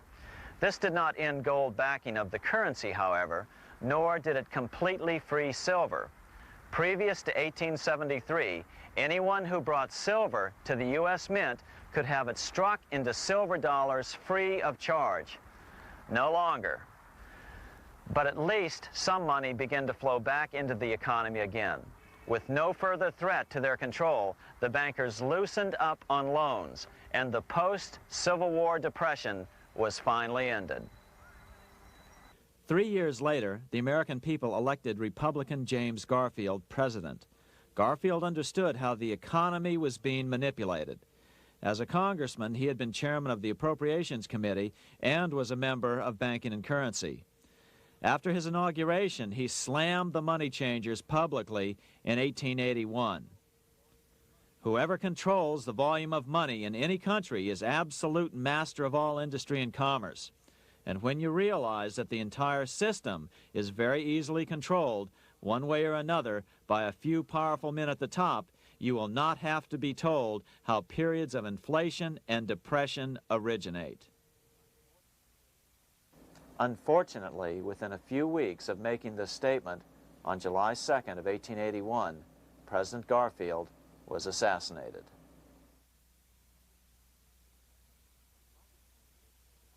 The money changers were gathering strength fast. They began a periodic fleecing of the flock, as they called it, by creating economic booms followed by further depressions so they could buy up thousands of homes and farms for pennies on the dollar. In 1891, the money changers prepared to take the American economy down again, and their methods and motives were laid out with shocking clarity in a memo sent out by the American Bankers Association, the ABA, an organization in which most bankers were members. Notice that this memo called for bankers to create a depression on a certain date 3 years in the future. According to the Congressional Record, here's how it read in part. On September 1st, 1894, we will not renew our loans under any consideration. On September 1st, we will demand our money. We will foreclose and become mortgagees in possession. We can take 2/3 of the farms west of the Mississippi and thousands of them east of the Mississippi as well at our price. Then the farmers will become tenants, as in England. These depressions could be controlled because America was on the gold money standard. Since gold is scarce, it's one of the easiest commodities to manipulate. People wanted silver money legalized again so they could escape the stranglehold the money changers had on gold money. People wanted silver money reinstated, reversing Mr. Said's Act of 1873, by then called the Crime of '73. By 1896, the issue of more silver money had become the central issue in the presidential campaign. William Jennings Bryan, a senator from Nebraska, ran for president as a Democrat on the free silver issue. At the Democratic National Convention in Chicago, he made an emotional speech which won him the nomination entitled Crown of Thorns and Cross of Gold. Though Bryan was only 36 years old at the time, this speech is widely regarded as the most famous oration ever made before a political convention. In the dramatic conclusion, Bryan said, "We will answer their demand for a gold standard by saying to them, you shall not press down upon the brow of labor this crown of thorns. You shall not crucify mankind upon a cross of gold." The bankers lavishly supported the Republican candidate, William McKinley, who favored the gold standard. The resulting contest was amongst the most fiercely contested presidential races in American history. Bryan made over 600 speeches in 27 states. The McKinley campaign got manufacturers and industrialists to inform their employees that if Bryan were elected, all factories and plants would close and there would be no work. The ruse succeeded. McKinley beat Bryan by a small margin. Bryan ran for president again in 1900 and in 1908, but fell short each time. During the 1912 Democratic Convention, Bryan was a powerful figure who helped Woodrow Wilson win the nomination. When Wilson became president, he appointed Bryan as Secretary of State, but Bryan soon became disenchanted with the Wilson administration. Bryan served only 2 years in the Wilson administration before resigning in 1915 over the highly suspicious sinking of the Lusitania, the event which was used to drive America into World War I. Although William Jennings Bryan never gained the presidency, his efforts delayed the money changers for 17 years from attaining their next goal, a new, privately owned central bank for America.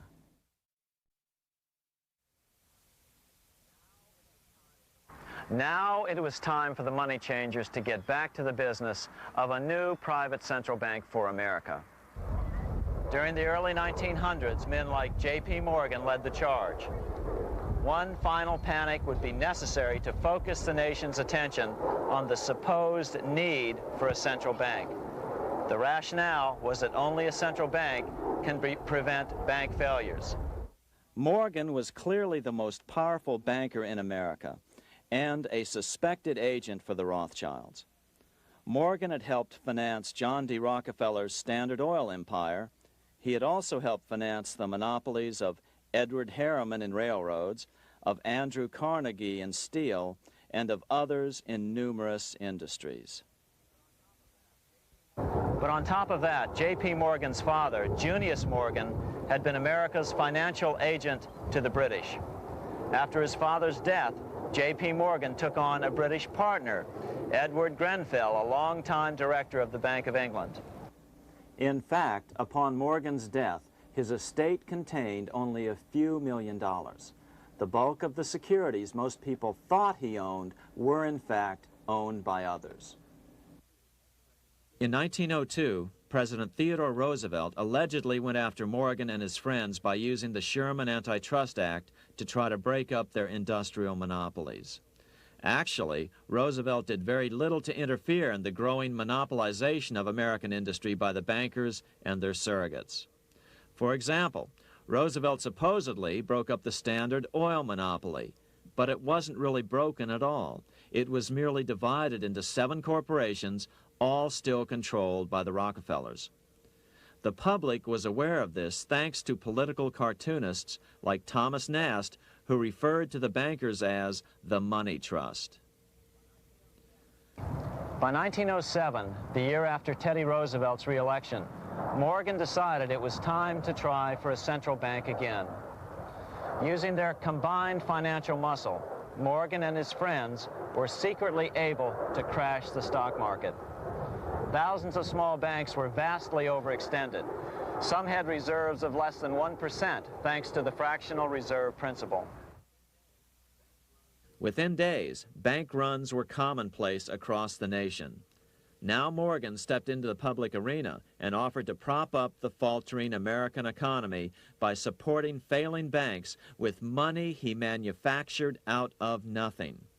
It was an outrageous proposal, far worse than even fractional reserve banking, but Congress let him do it.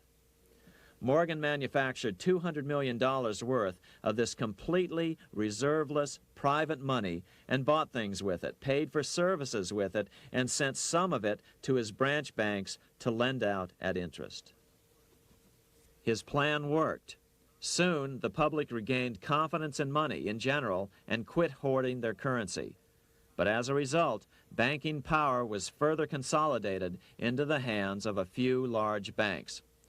By 1908, the panic was over, and Morgan was hailed as a hero by the president of Princeton University, a man by the name of Woodrow Wilson. All this trouble could be averted if we appointed a committee of 6 or 7 public-spirited men like J.P. Morgan to handle the affairs of our country. Economics textbooks would later explain that the creation of the Federal Reserve System was the direct result of the panic of 1907. Quote, "With its alarming epidemic of bank failures, the country was fed up once and for all with the anarchy of unstable private banking," close quote. But Minnesota Congressman Charles A. Lindbergh Sr., the father of the famous aviator Lucky Lindy, later explained that the panic of 1907 was really just a scam. Those not favorable to the money trust could be squeezed out of business and the people frightened into demanding changes in the banking and currency laws which the money trust would frame.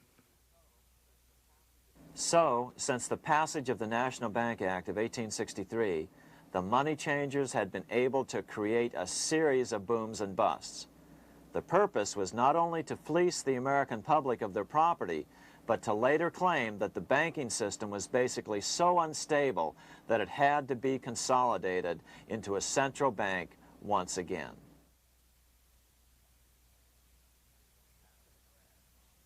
After the crash, Teddy Roosevelt, in response to the panic of 1907, signed into law a bill creating something called the National Monetary Commission. The commission was to study the banking problem and make recommendations to Congress.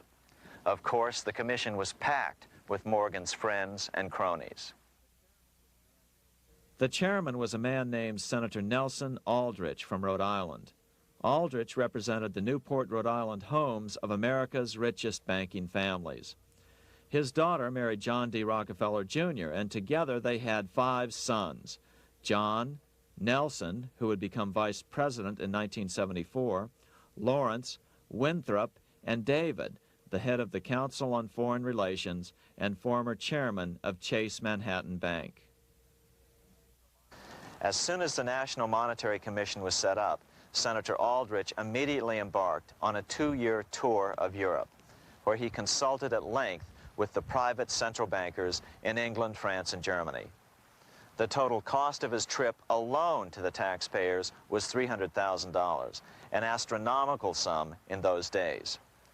Shortly after his return, on the evening of November 22, 1910, some of the wealthiest and most powerful men in America boarded Senator Aldrich's private rail car and in the strictest secrecy journeyed to this place, Jekyll Island, off the coast of Georgia.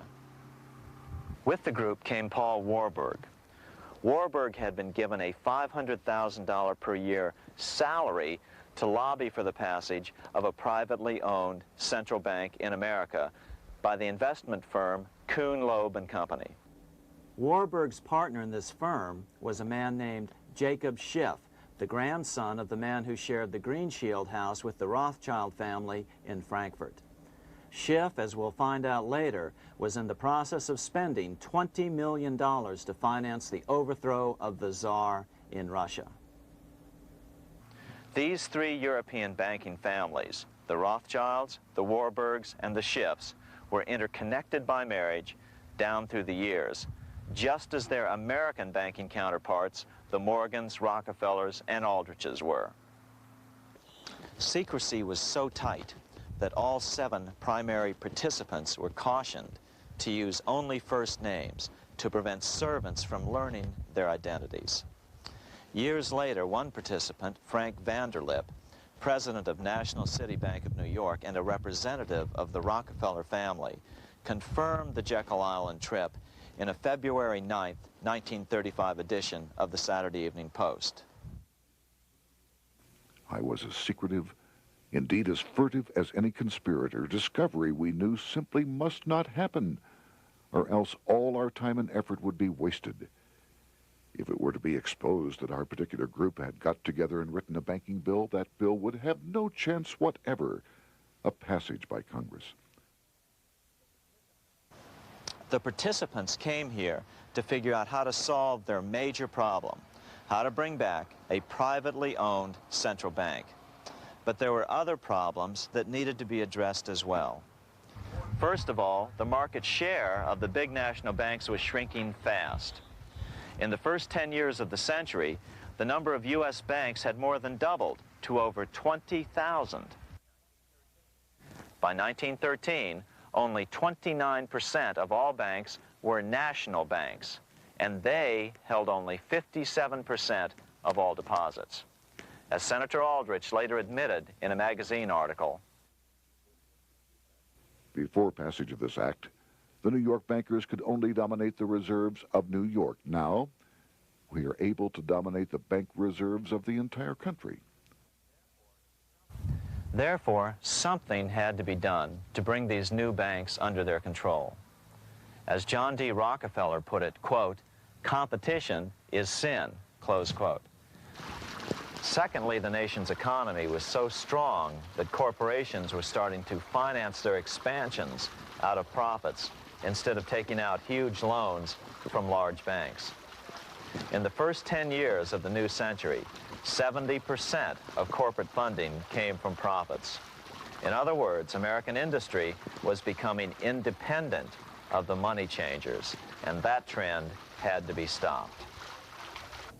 All the participants knew that these problems could be hammered out into a workable solution. But perhaps their biggest problem was a public relations problem, the name of the new bank. That discussion took place right here in this room, one of the many conference rooms in this sprawling hotel, today known as the Jekyll Island Club Hotel. Aldrich believed that the word bank should not even appear in the name. Warburg wanted to call the legislation the National Reserve Bill or the Federal Reserve Bill.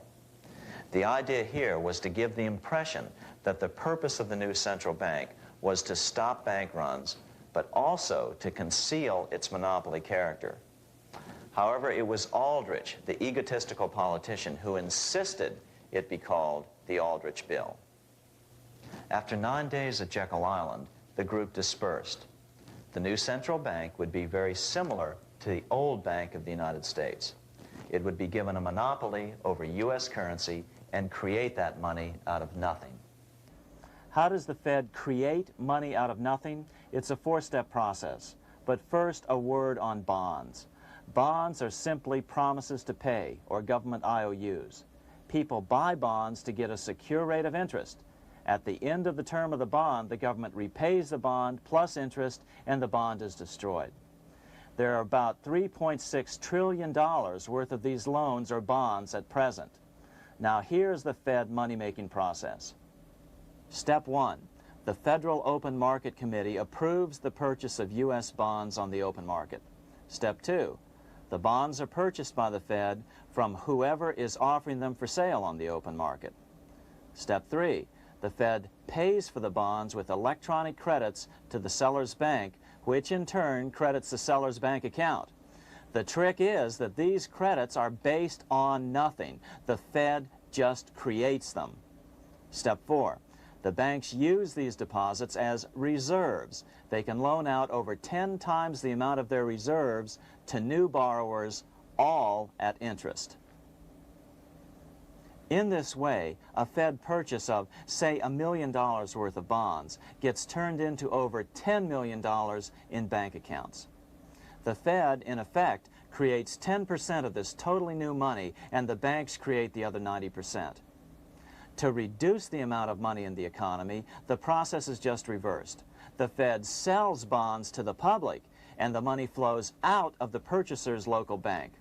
Loans must be reduced by 10 times the amount of the sale. So, a Fed sale of $1 million in bonds results in $10 million less money in the economy. So how does this benefit the bankers whose representatives huddled at Jekyll Island? First, it totally misdirected banking reform efforts from proper solutions. Second, it prevented a proper debt-free system of government finance, like Lincoln's greenbacks, from making a comeback. The bond-based system of government finance forced on Lincoln after he created greenbacks was now cast in stone. Third, it delegated to the bankers the right to create 90% of our money supply based on only fractional reserves, which they then loan out at interest. Fourth, it centralized overall control of our nation's money supply in the hands of a few men. Fifth, it established a central bank with a high degree of independence from effective political control. Soon after its creation, the Fed's great contraction in the early 1930s would cause the Great Depression. This independence has been enhanced since then through additional laws. In order to fool the public into thinking the government retained control, the plan called for the Fed to be run by a board of governors appointed by the President and approved by the Senate. But all the bankers had to do was to be sure their men got appointed to the board of governors. That wasn't hard. Bankers have money, and money buys influence over politicians. Once the participants left Jekyll Island, the public relations blitz was on. The big New York banks put together an educational fund of $5 million to finance professors at respected universities to endorse the new bank. Woodrow Wilson at Princeton was one of the first to jump on the bandwagon. But the bankers' subterfuge didn't work. The Aldrich Bill was quickly identified as the Bankers' Bill, a bill to benefit only what became known as the money trust. As Congressman Lindbergh put it during the congressional debate, the Aldrich Plan is the Wall Street Plan. It means another panic, if necessary, to intimidate the people. Aldrich, paid by the government to represent the people, proposes a plan for the trusts instead. seeing they didn't have the votes to win in Congress, the Republican leadership never brought the Aldrich bill to a vote. The bankers quietly decided to move to track 2, the Democratic alternative. They began financing Woodrow Wilson as the Democratic nominee. As respected historian James Perloff put it, Wall Street financier Bernard Baruch was put in charge of Wilson's education. Baruch brought Wilson to the Democratic Party headquarters in New York in 1912, leading him like one would a poodle on a string. Wilson received an indoctrination course from the leaders convened there. So now the stage was set. The money changers were poised to install their privately owned central bank once again. The damage President Andrew Jackson had done 76 years earlier had been only partly repaired with the passage of the National Bank Act during the Civil War. Since then, the battle had raged on across the decades. The Jacksonians became the Greenbackers, who became the hardcore supporters of William Jennings Bryan. With Bryan leading the charge, these opponents of the money changers, ignorant of Baruch's tutelage, now threw themselves behind Democrat Woodrow Wilson. They and Bryan would soon be betrayed.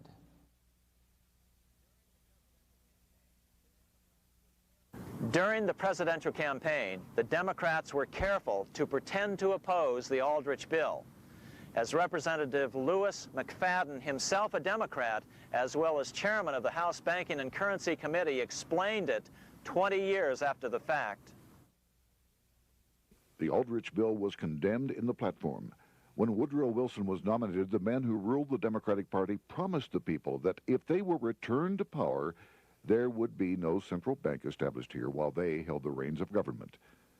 13 months later, that promise was broken, and the Wilson administration, under the tutelage of those sinister Wall Street figures who stood behind Colonel House, established here in our free country the worm-eaten, monarchical institution of the King's Bank to control us from the top downward and to shackle us from the cradle to the grave. Once Wilson was elected, Morgan, Warburg, Baruch, and company advanced a new plan, which Warburg named the Federal Reserve System.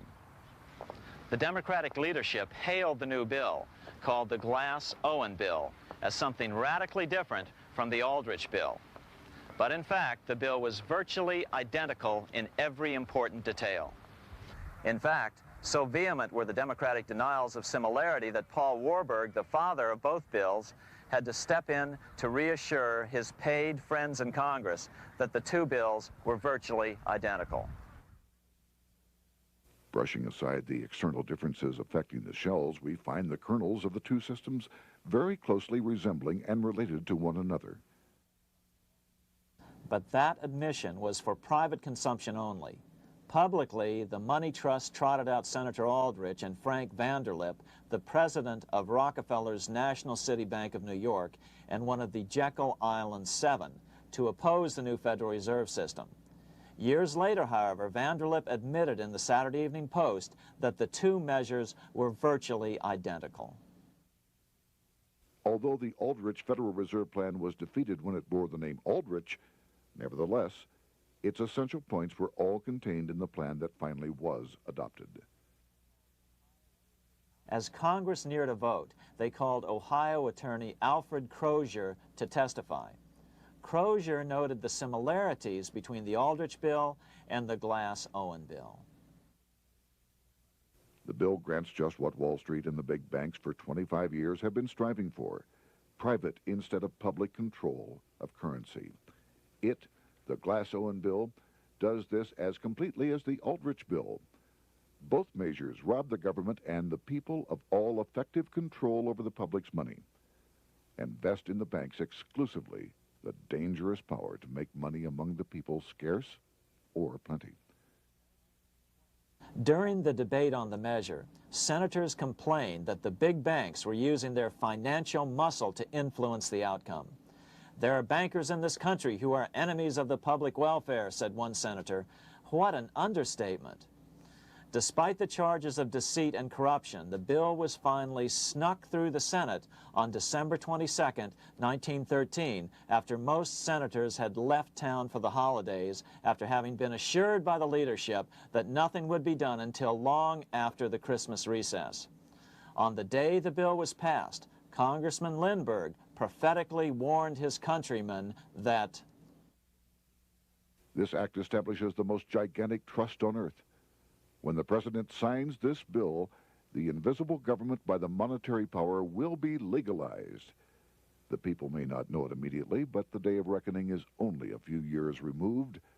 The worst legislative crime of the ages is perpetrated by this banking bill.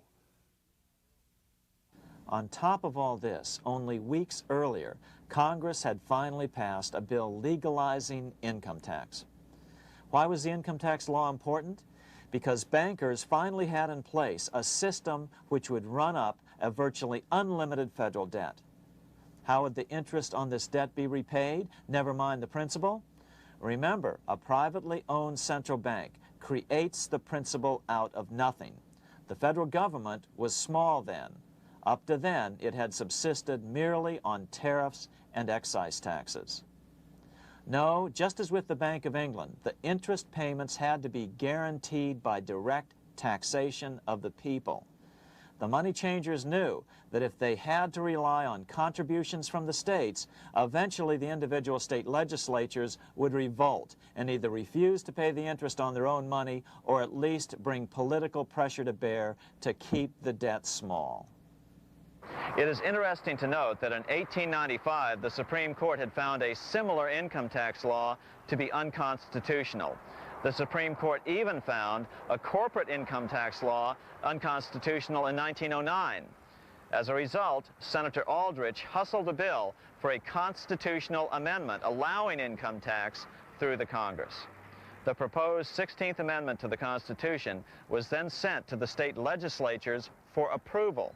But some critics claim that the 16th Amendment was never ratified by the necessary 3/4 of the states.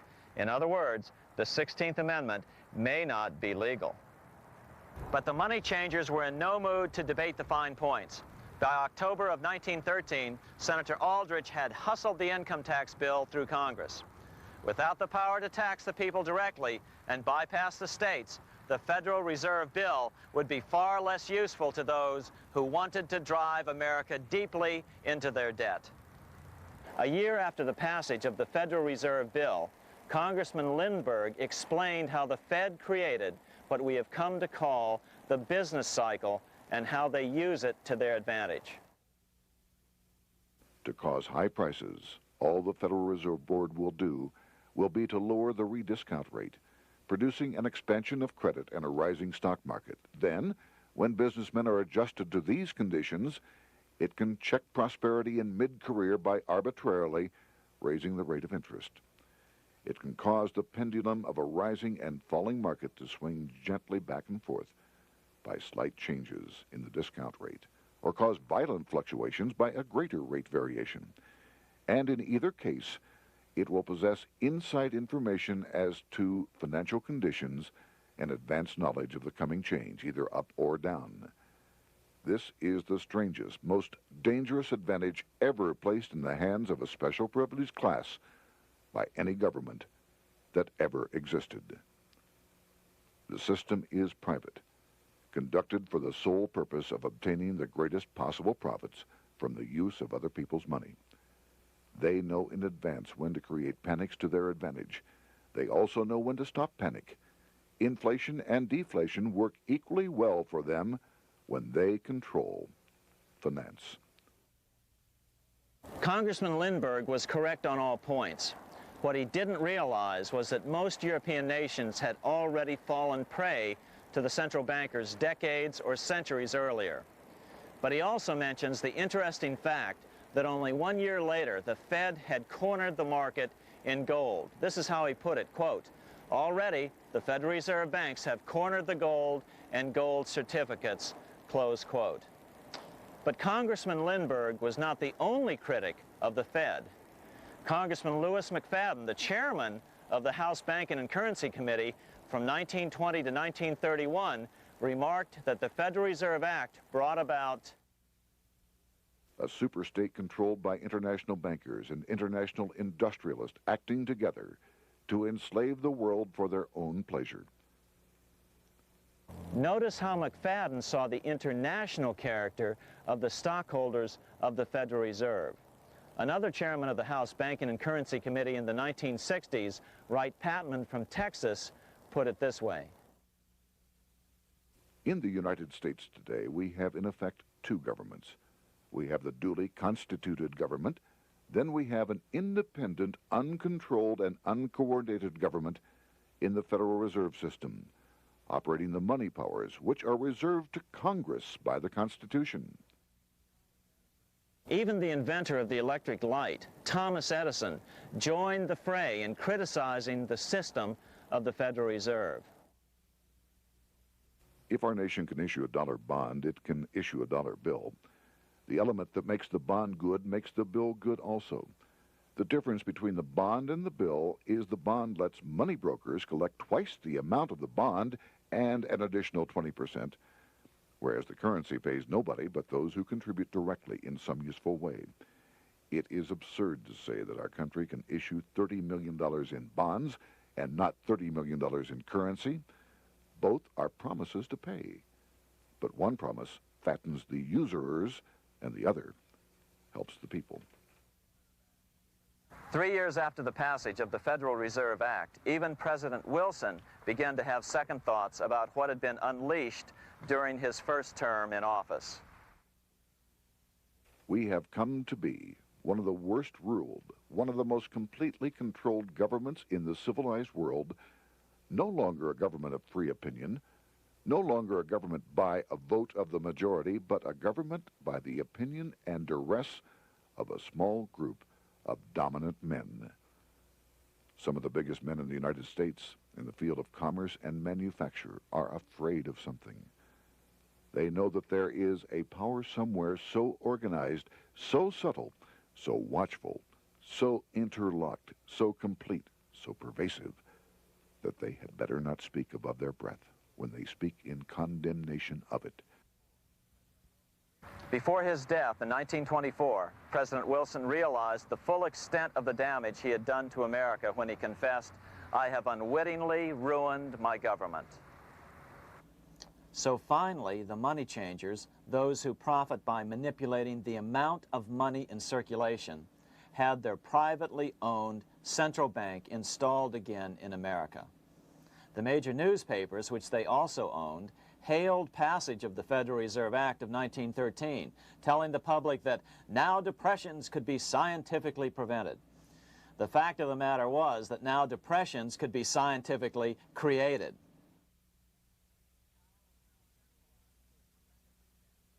Power was now centralized to a tremendous extent. Now it was time for a war, a really big war. In fact, the First World War. Of course, to the central bankers, the political issues of war don't matter nearly as much as the profit potential, and nothing creates debts like warfare. England was the best example at that time. During the 119-year period between the founding of the Bank of England and Napoleon's defeat at Waterloo, England had been at war for 56 years, and much of the remaining time she'd been preparing for war. In World War I, the German Rothschilds loaned money to the Germans, the British Rothschilds loaned money to the British, and the French Rothschilds loaned money to the French. In America, J.P. Morgan was the sales agent for war materials to both the British and the French. In fact, 6 months into the war, Morgan became the largest consumer on earth, spending $10 million a day. His offices here at 23 Wall Street were mobbed by brokers and salesmen trying to cut a deal. In fact, it got so bad that the bank had to post guards at every door and at the partners' homes as well. Many other New York bankers made out as well from the war. President Wilson appointed Bernard Baruch to head the War Industries Board. According to historian James Perloff, both Baruch and the Rockefellers profited by some $200 million during the war. But profits were not the only motive. There was also revenge. The money changers never forgave the czars for their support of Lincoln during the Civil War. Also, Russia was the last major European nation to refuse to give in to the privately owned central bank scheme.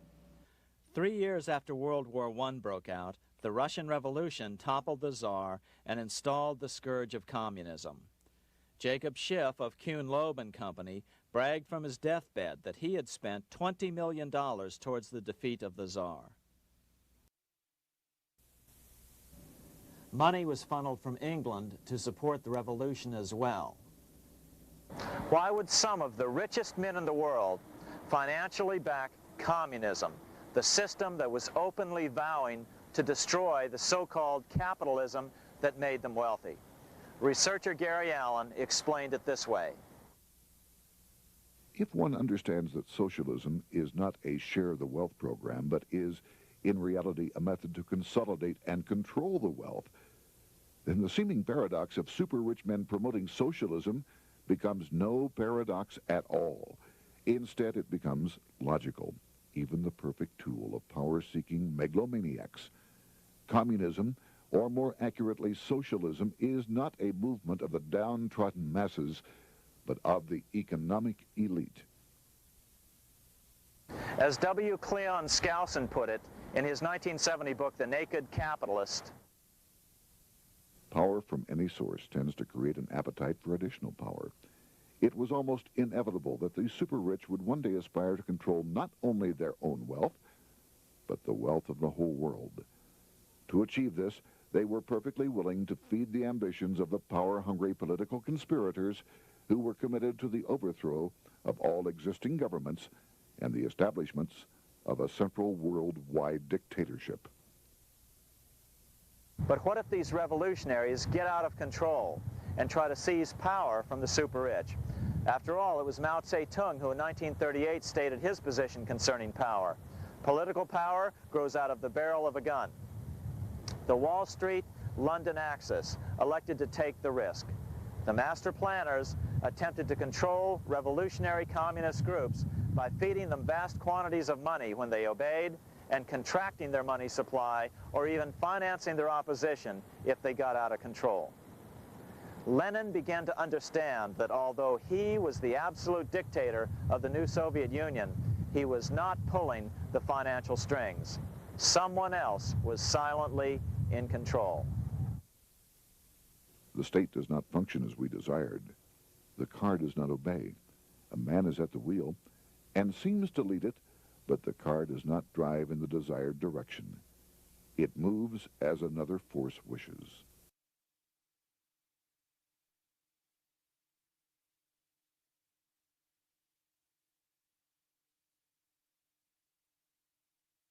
Who is behind it? Representative Louis T. McFadden, the chairman of the House Banking and Currency Committee throughout the 1920s and into the Great Depression years of the 1930s, explained it this way. The course of Russian history has indeed been greatly affected by the operations of international bankers. The Soviet government has been given United States Treasury funds by the Federal Reserve Board, acting through the Chase Bank. England has drawn money from us through the Federal Reserve banks and has relent it at high rates of interest to the Soviet government. The Dnipro Dam was built with funds unlawfully taken from the United States Treasury by the corrupt and dishonest Federal Reserve Board and the Federal Reserve banks. In other words, the Fed and the Bank of England, at the behest of the international bankers who controlled them, were creating a monster, one which would fuel 7 decades of unprecedented communist revolution, warfare, and most importantly, debt. In case you think there's some chance that the money changers got communism going and then lost control, in 1992, the Washington Times reported that Russian President Boris Yeltsin was upset that most of the incoming foreign aid was being siphoned off, quote, straight back into the coffers of Western banks in debt service, close quote. No one in his right mind would claim that a war as large as World War I had a single cause. Wars are complex things with many causative factors. But on the other hand, it would also be equally foolish to ignore as a prime cause of World War I those who would profit the most from the war. The role of the money changers is no wild conspiracy theory. They had a motive, a short-ranged, self-serving motive, as well as a long-range political motive of advancing totalitarian governments, with the money changers maintaining the financial clout to control whatever politician might emerge as the leader. Next, we'll see what the money changers' ultimate political goal is for the world.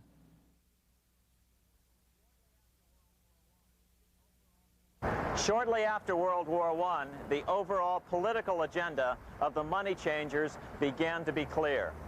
Now that they controlled national economies individually, the next step was the ultimate form of consolidation, world government.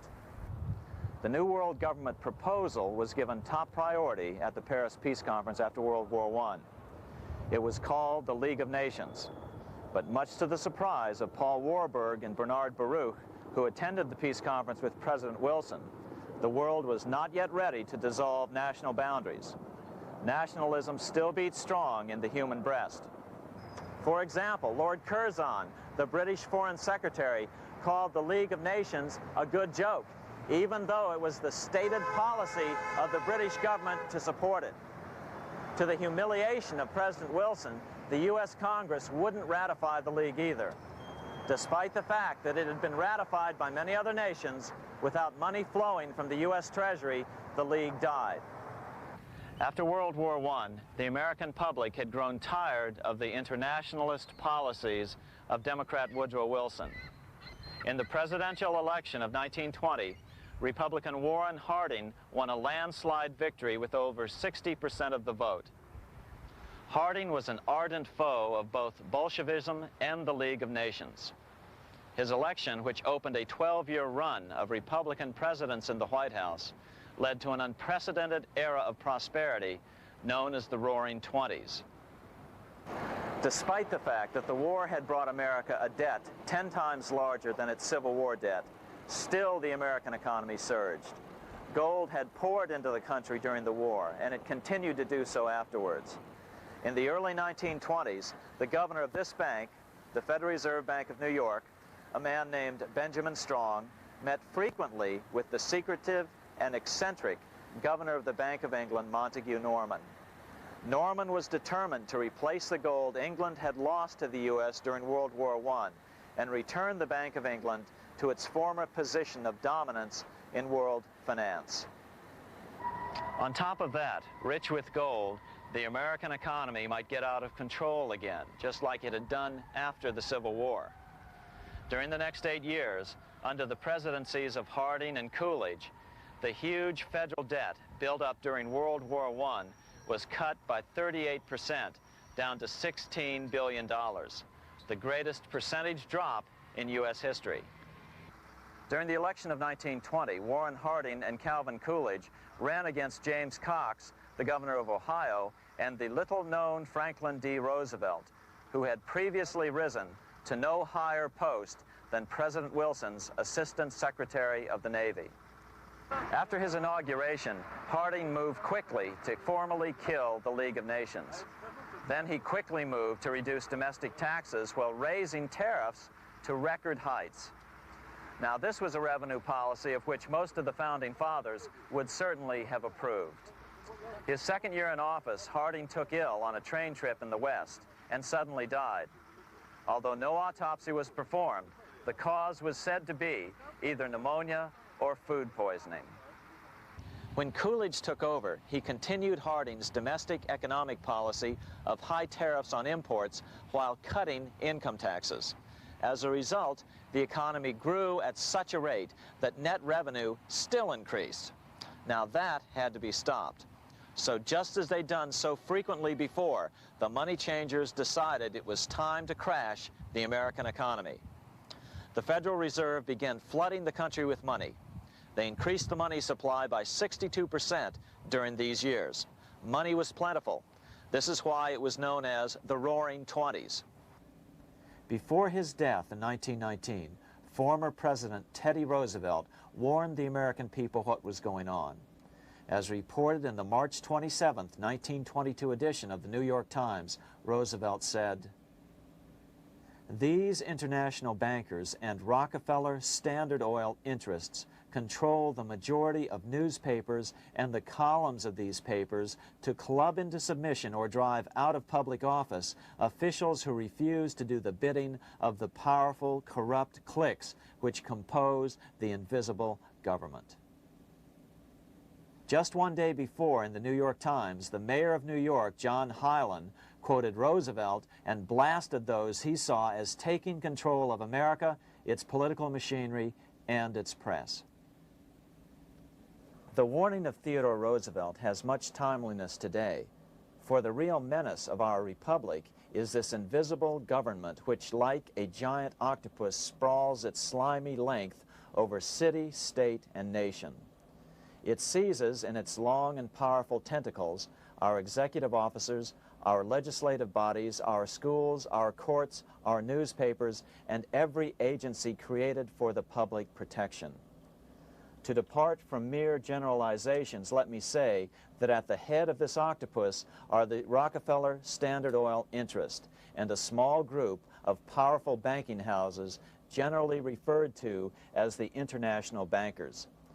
The little coterie of powerful international bankers virtually run the United States government for their own selfish purposes.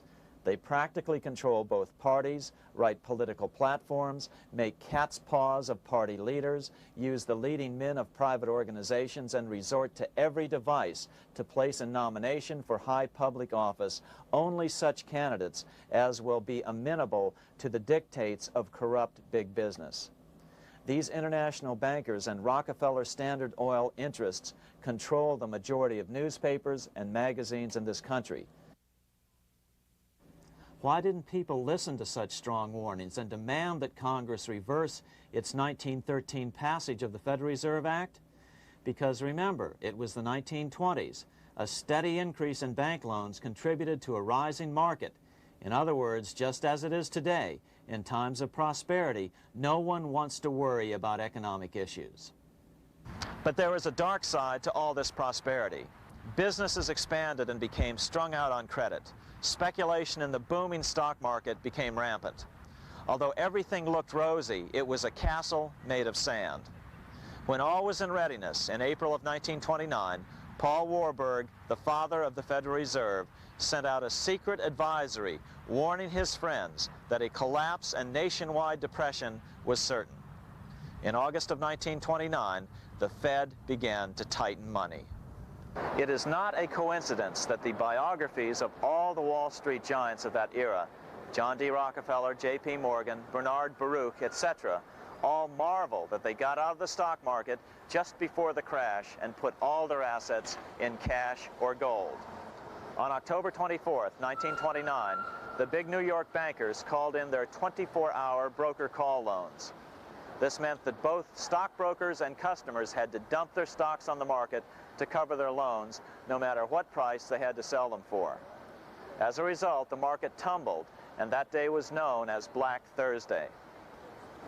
According to John Kenneth Galbraith, writing in The Great Crash, 1929, at the height of the selling frenzy, Bernard Baruch brought Winston Churchill into the visitors' gallery of the New York Stock Exchange here to witness the panic and impress him with his power over the wild events down on the floor.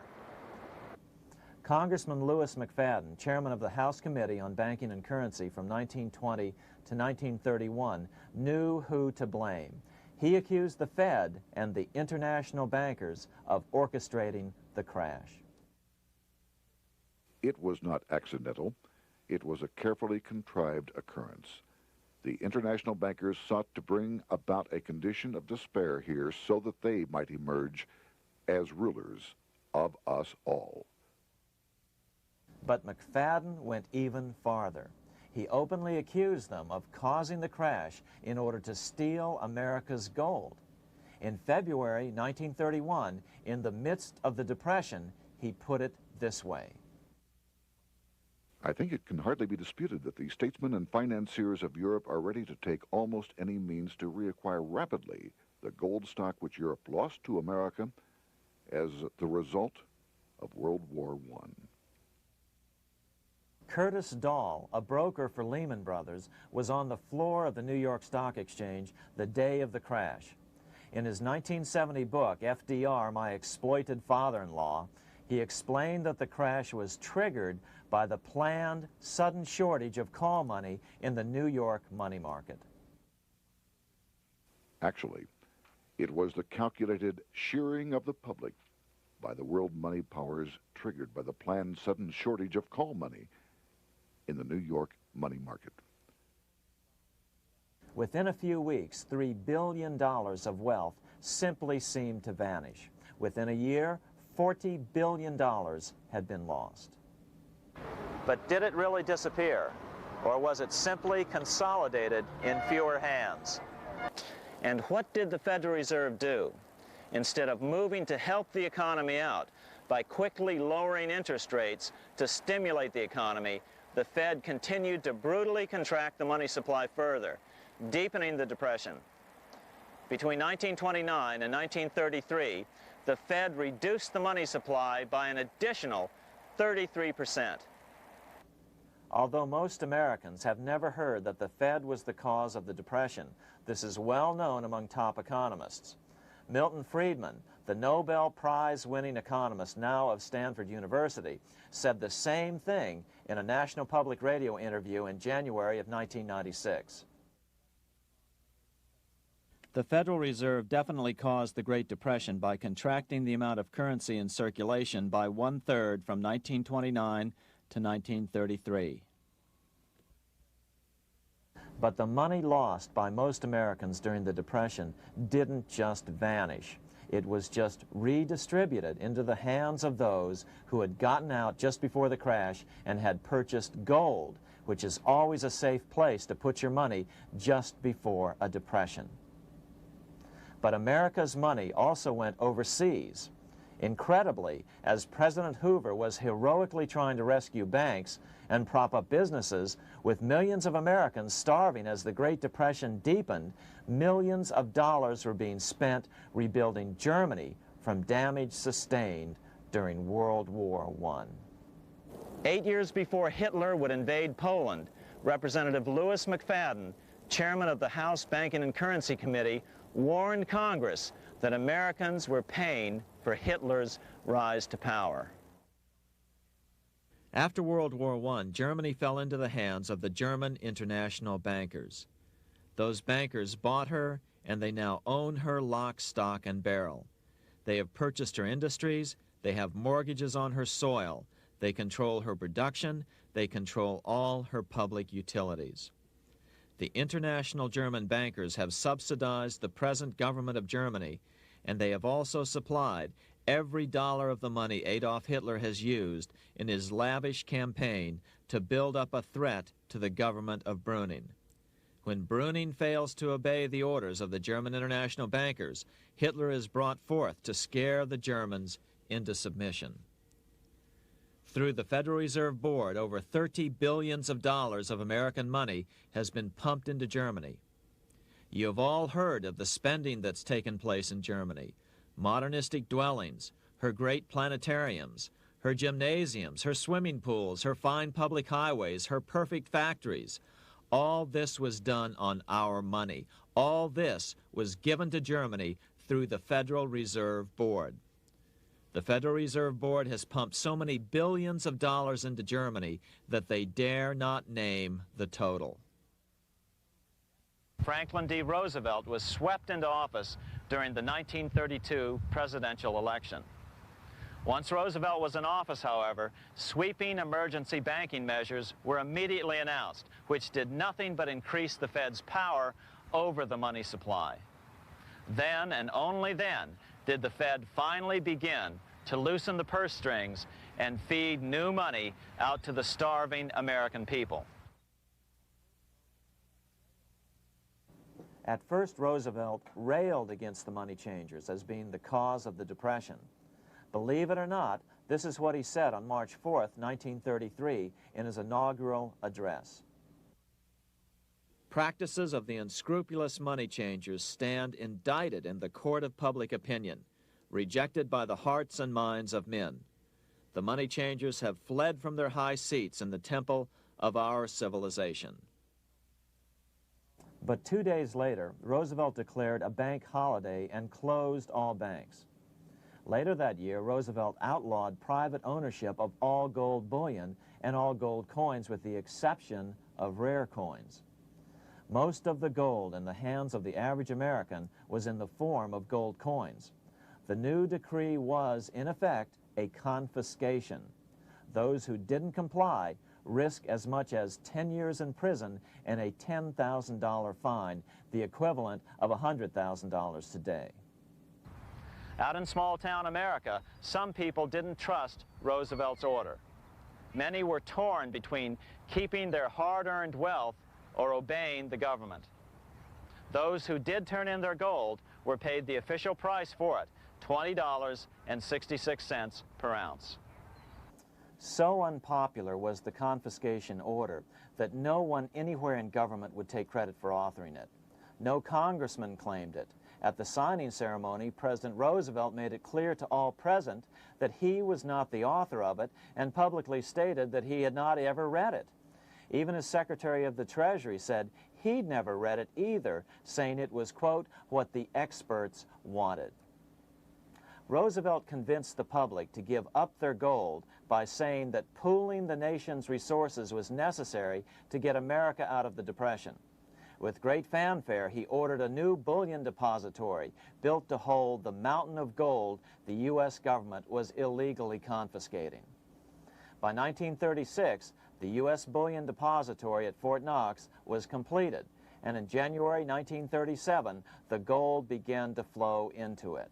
The rip-off of the ages was about to proceed. In 1935, once the gold had all been turned in, the official price of gold was suddenly raised to $35 per ounce. But the catch was, only foreigners could sell their gold at the new higher price.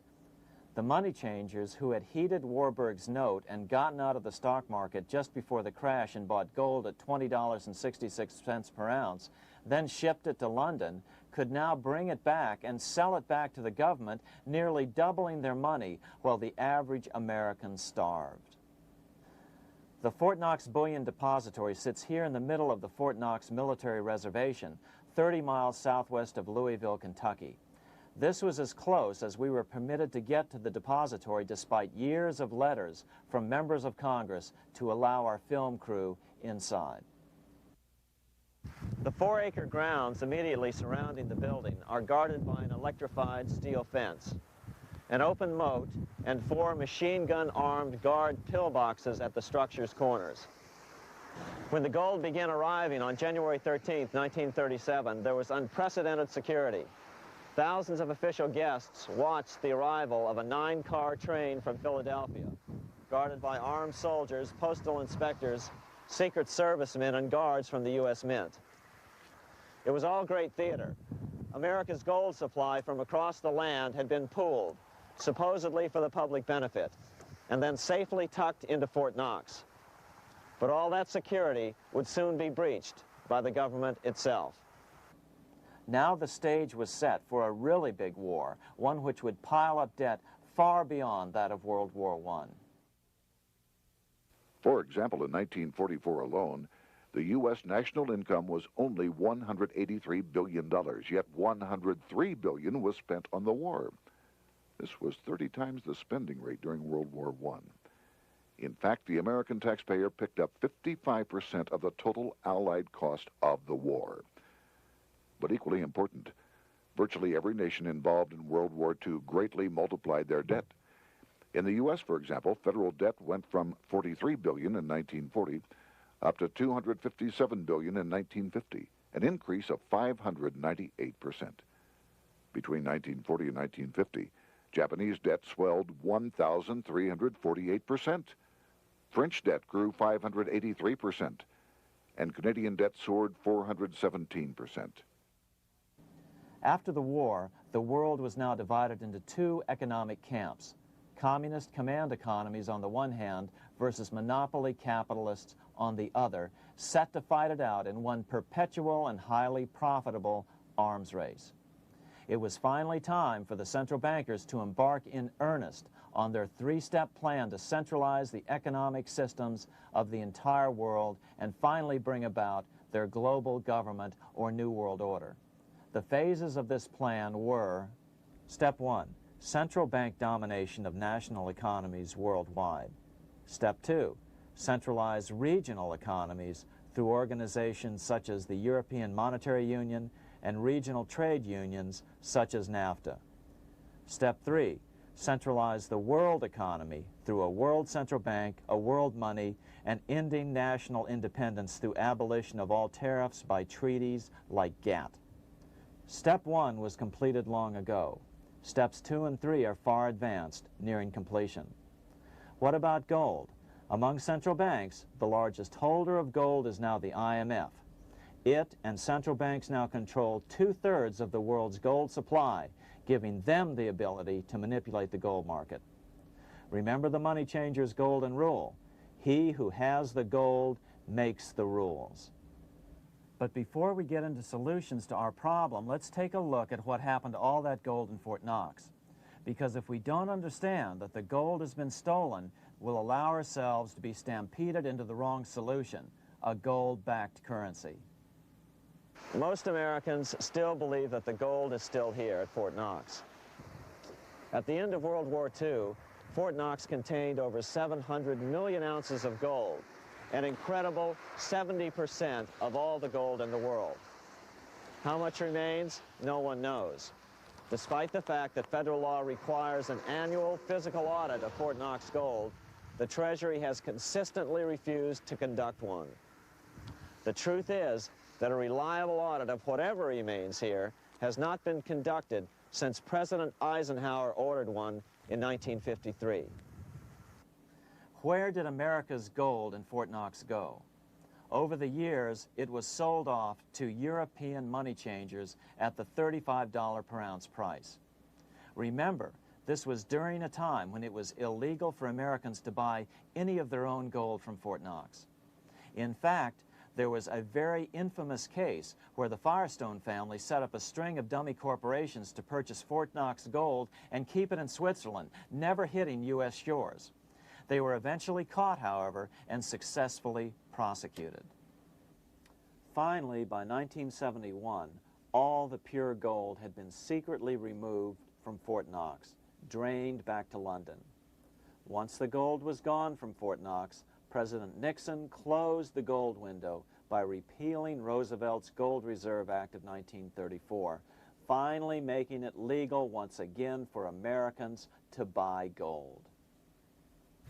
Naturally, gold prices immediately began to soar.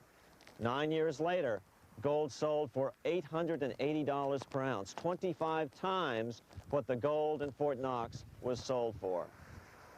One would think that eventually someone in the government would get wind of what was happening and blow the whistle. The largest fortune in the history of the world stolen. Shades of the old James Bond film, Goldfinger. Well, as a matter of fact, Ian Fleming, the author of the James Bond series, was head of the British counterintelligence service, MI5. Some believe in the intelligence community that he wrote much of his fiction as a warning, as many authors of fiction do. If the removal of all the good delivery gold from Fort Knox can be viewed as a deliberate raid on the U.S. Treasury, then such an operation might well have been years in the making, namely 40 years. Certainly enough time for Fleming to get wind of it and try to prevent it. So just how did the story of the Fort Knox gold robbery get out? It all started with an article in a New York periodical in 1974. The article charged that the Rockefeller family was manipulating the Federal Reserve to sell off Fort Knox gold at bargain basement prices to anonymous European speculators.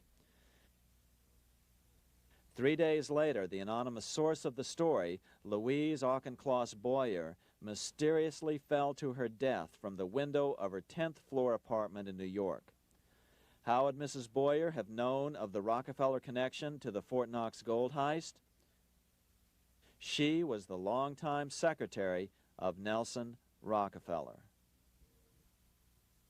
For the next 14 years, this man, Ed Durrell, a wealthy Ohio industrialist, devoted himself to a quest for the truth concerning the Fort Knox gold. He wrote thousands of letters to over 1,000 government and banking officials, trying to find out how much gold was really left and where the rest of it had gone.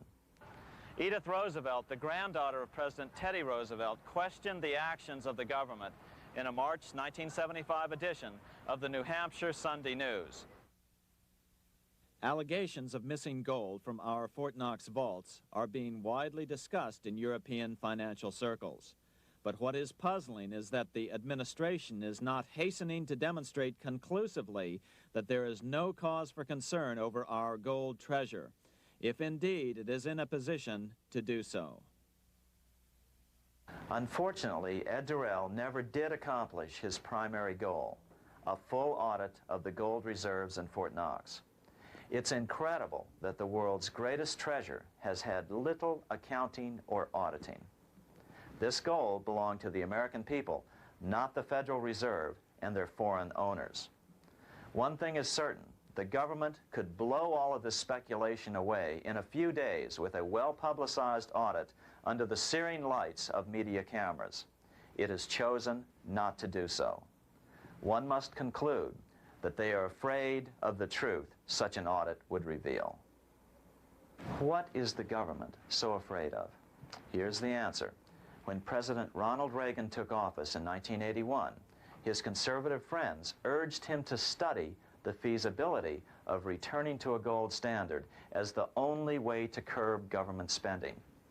It sounded like a reasonable alternative, so President Reagan appointed a group of men called the Gold Commission to study the situation and report back to Congress. What Reagan's Gold Commission reported back to Congress in 1982 was the following shocking revelation concerning gold. The U.S. Treasury owned no gold at all. All the gold that was left in Fort Knox was now owned by the Federal Reserve, a group of private bankers, as collateral against the national debt. The truth of the matter is that never before has so much money been stolen from the hands of the general public and put into the hands of a small group of private investors, the money changers.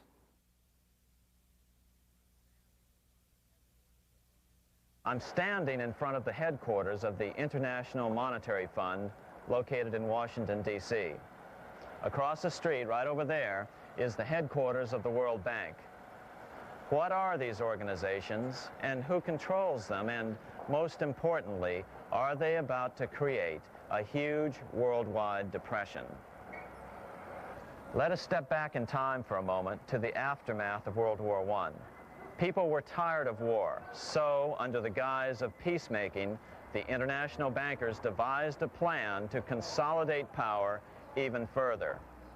Claiming only an international government would stem the tide of world wars, the money changers pushed forward a proposal for world government which stood on three legs.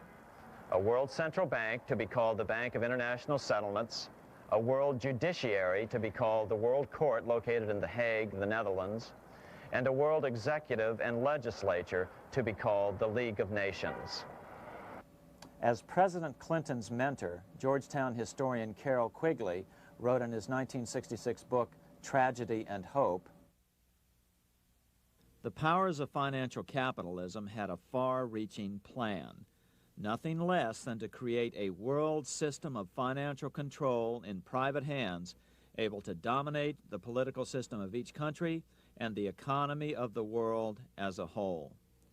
This system was to be controlled in a feudalistic fashion by the central banks of the world, acting in concert by secret agreements arrived at in frequent meetings and conferences. The apex of the system was to be the Bank for International Settlements in Bâle, Switzerland, a private bank owned and controlled by the world central banks, which were themselves private corporations. Each central bank sought to dominate its government by its ability to control treasury loans, to manipulate foreign exchanges, to influence the level of economic activity in the country, and to influence cooperative politicians by subsequent economic rewards in the business world. Despite intense pressure from the international bankers and the press, a handful of U.S. senators, led by Senator Henry Cabot Lodge, kept the U.S. out of these schemes. Without U.S. participation, the League was doomed. Incredibly, even though the U.S. rejected the World Central Bank, the BIS, the New York Federal Reserve ignored its government and arrogantly sent representatives to Switzerland to participate in the central bankers' meeting right up until 1994, when the U.S. was finally officially dragged into it. Their world government schemes thwarted, the bankers resorted to the old formula, another war to wear down the resistance to world government while reaping handsome profits. To this end, Wall Street helped resurrect Germany through the Thyssen banks, which were affiliated with the Harriman interest in New York, just as the Chase Bank had assisted in the financing of the Bolshevik Revolution in Russia during World War I. Chase Bank was controlled by the Rockefeller family. Subsequently, it was merged with Warburg's Manhattan Bank to form the Chase Manhattan Bank. Now this has merged with Chemical Bank of New York, making it the largest Wall Street bank. Their strategy worked. Even before World War II was over, world government was back on track. In 1944, at Bretton Woods, New Hampshire, the International Monetary Fund and the World Bank were approved with full U.S. participation. The Second League of Nations, renamed the United Nations, was approved in 1945. Soon, a new international court system was functioning as well. All effective opposition to these international bodies before the war had evaporated in the heat of war, just as planned. These new organizations simply repeated on a world scale what the National Banking Act of 1864 and the Federal Reserve Act of 1913 had established in the U.S. They created a banking cartel composed of the world's central banks, which gradually assumed the power to dictate credit policies to the banks of all the nations. For example, just as the Federal Reserve Act authorized the creation of a new national fiat currency called Federal Reserve Notes, the IMF has been given the authority to issue a world fiat money called Special Drawing Rights, or SDRs. To date, the IMF has created in excess of $30 billion worth of SDRs. Member nations are being pressured to make their currencies fully exchangeable for SDRs.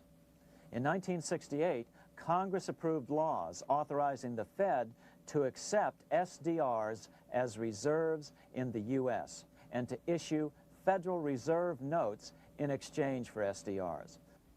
What does that mean? It means that in the U.S., SDRs are already a part of our lawful money. And what about gold? SDRs are already partially backed by gold. And with 2/3 of world gold now in the hands of central banks, the money changers can go about structuring the world's economic future in whichever way they deem most profitable. Keep in mind, just as the Fed is controlled by its Board of Governors, the IMF is controlled by its Board of Governors, which are either the heads of the different central banks or the heads of the various national treasury departments dominated by their central banks. Voting power in the IMF gives the U.S. and the U.K., that is to say the Fed and the Bank of England, effective control. Just as the Fed controls the amount of money in the U.S., the BIS, IMF, and World Bank control the money supply for the world.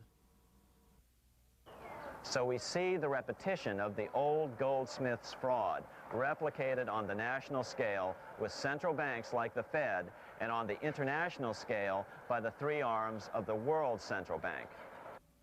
Is this organization of the BIS, the IMF, and the World Bank, which we refer to collectively as the World Central Bank, presently expanding and contracting world credit? Yes. Regulations put into effect in 1988 by the BIS required the world's bankers to raise their capital and reserves to 8% of liabilities by 1992. Increased capital requirements put an upper limit to the fractional reserve lending, similar to the way cash reserve requirements do. What has this seemingly insignificant regulation made in a Swiss city 8 years ago meant to the world? It means our banks cannot loan more and more money to buy more and more time before the next depression, as a maximum loan ratio is now set. It means those nations with the lowest bank reserves in their systems have already felt the terrible effects of this credit contraction as their banks scrambled to raise money to increase their reserves to 8%. To raise the money, they had to sell stocks, which depressed their stock markets and began the depression first in their countries.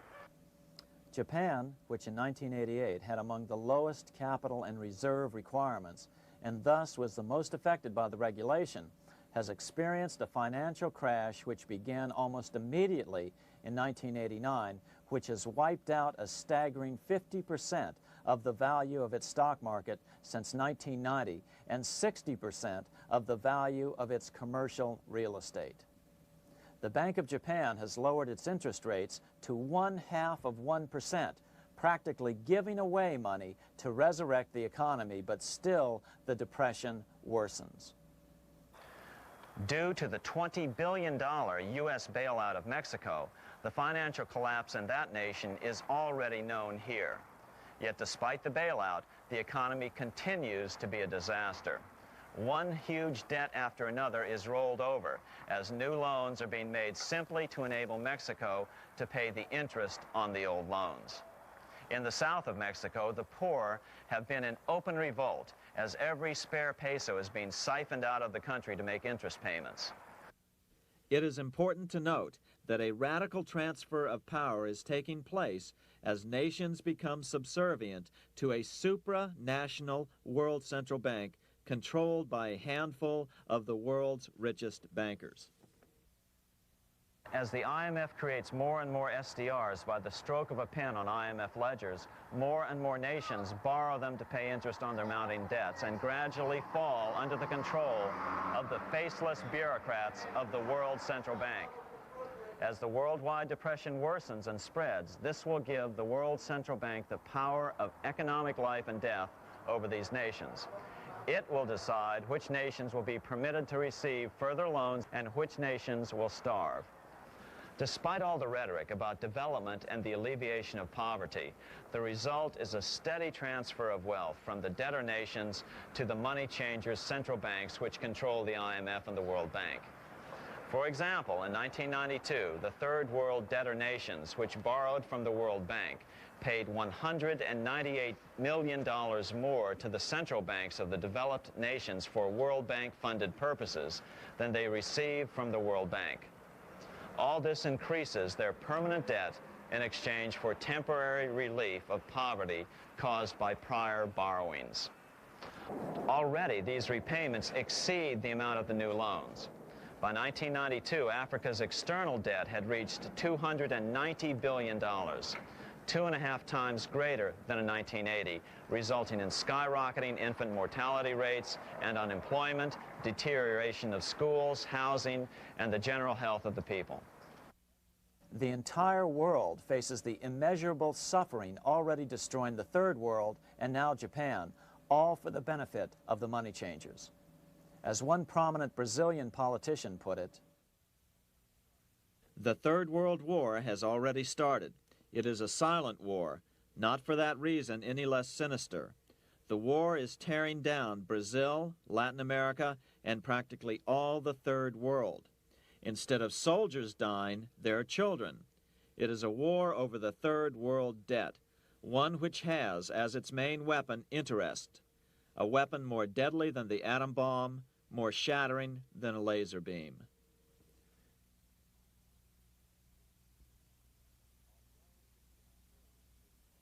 Although it would be absurd to ignore the pivotal role played by influential families such as the Rothschilds, the Warburgs, the Schiffs, the Morgans, and the Rockefellers in any review of the history of central banking and fractional banking, keep in mind, by now, central banks and the large commercial banks are up to 3 centuries old and deeply entrenched in the economic life of many nations. These banks are no longer dependent on clever individuals such as a Nathan Rothschild. Years ago, the question of ownership was important, but no longer. For example, both the Bank of England and the Bank of France were nationalized after World War II, and nothing changed, nothing at all. They endure and continue to grow, now protected by numerous laws, paid politicians, and mortgaged media, untouched by the changing of generations. 3 centuries have given them an aura of respectability. The old school tie is now worn by the 6th generation son, who's been raised in a system that he may never question as he is named to serve on the governing boards of countless philanthropic organizations. To focus attention today on individuals or families, or to attempt to sort out the current holders of power, serves little useful purpose and would be a distraction from the cure. The problem is far bigger than that. It is the corrupt banking system that was and is being used to consolidate vast wealth into fewer and fewer hands that is our current economic problem. Change the names of the main players now, and the problem will neither go away nor even miss a beat. Likewise, among the hordes of bureaucrats working in the World Bank, central banks, and international banks, only a tiny fraction have any idea of what's really going on. No doubt they'd be horrified to learn that their work is contributing to the terrible impoverishment and gradual enslavement of mankind to a few incredibly rich plutocrats. So really, there's no use in emphasizing the role of individuals anymore. And the problem even transcends the normal spectrum of political right and left. Both communism and socialism, as well as monopoly capitalism, have been used by the money changers. Today, they profit from either side of the new political spectrum. The big government, welfare state on the so-called left wing versus the neoconservative, laissez-faire capitalists who want big government totally out of their lives on the right wing. Either way, the bankers win. Monetary reform is the most important political issue facing this nation. That clarified, let's proceed to the conclusions in the spirit Lincoln declared, with malice towards none, with charity towards all. At the start of this video, we ask a number of troubling questions. Let's be sure we've answered them. What's going on in America today? Why are we over our heads in debt? Why can't the politicians bring debt under control? Why are we over our heads in debt? Because we're laboring under a debt money system that is designed and controlled by private bankers. Now, some will argue that the Federal Reserve System is a quasi-governmental agency, but the President appoints only 2 of the 7 members of the Federal Reserve Board of Governors every 4 years, and he appoints them to 14-year terms, far longer than his own. The Senate does confirm those appointments, but the whole truth is that the President wouldn't dare appoint anyone to that board of whom Wall Street does not approve. Of course, this does not preclude the possibility that some honorable men may be appointed to the Board of Governors. But the fact is that the Fed is specifically designed to operate independently of our government, as are nearly all other central banks. Some argue that the Fed promotes monetary stability. We saw the current head of the Bank of England, Eddie George, claim that this was the most important role of a central bank. In fact, the Fed's record of stabilizing the economy shows it to be a miserable failure in this regard. Within the first 25 years of its existence, the Fed caused 3 major economic downturns, including the Great Depression, and for the last 30 years has shepherded the American economy into a period of unprecedented inflation. Again, this is not some wild conspiracy theory. It's a well-known fact among top economists. As Nobel Prize-winning economist Milton Friedman put it, the stock of money, prices, and output was decidedly more unstable after the establishment of the Federal Reserve System than before. The most dramatic period of instability in output was, of course, the period between the 2 wars, which includes the severe monetary contractions of 1920-21, 1929-33, and 1937-38. No other 20-year period in American history contains as many as 3 such severe contractions.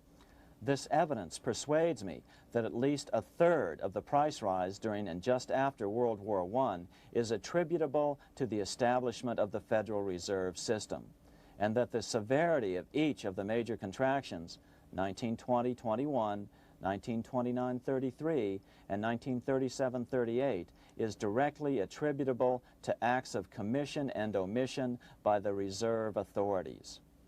Any system which gives so much power and so much discretion to a few men so that mistakes, excusable or not, can have such far-reaching effects is a bad system.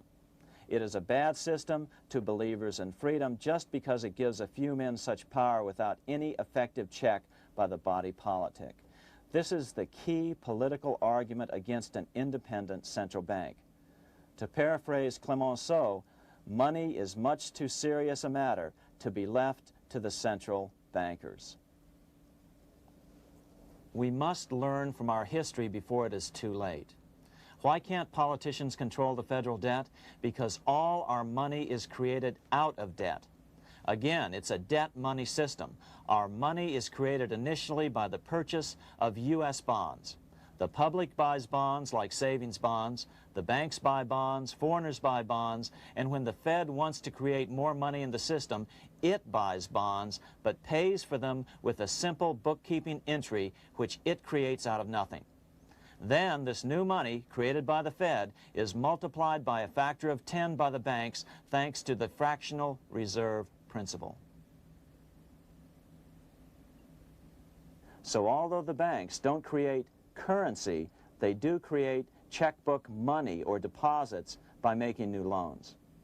They even invest some of this created money. In fact, over $1 trillion of this privately created money has been used to purchase U.S. bonds on the open market, which provides the banks with roughly $50 billion in interest, risk-free, each year, less the interest they pay to some depositors.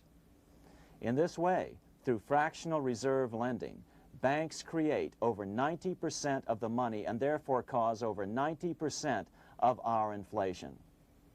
What can we do about all this? Fortunately, there's a way to fix the problem fairly easily, speedily, and without any serious financial problems.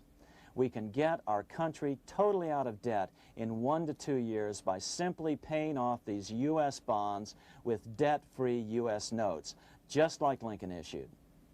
Of course, that by itself would create tremendous inflation, since our currency is presently multiplied by the fractional reserve banking system.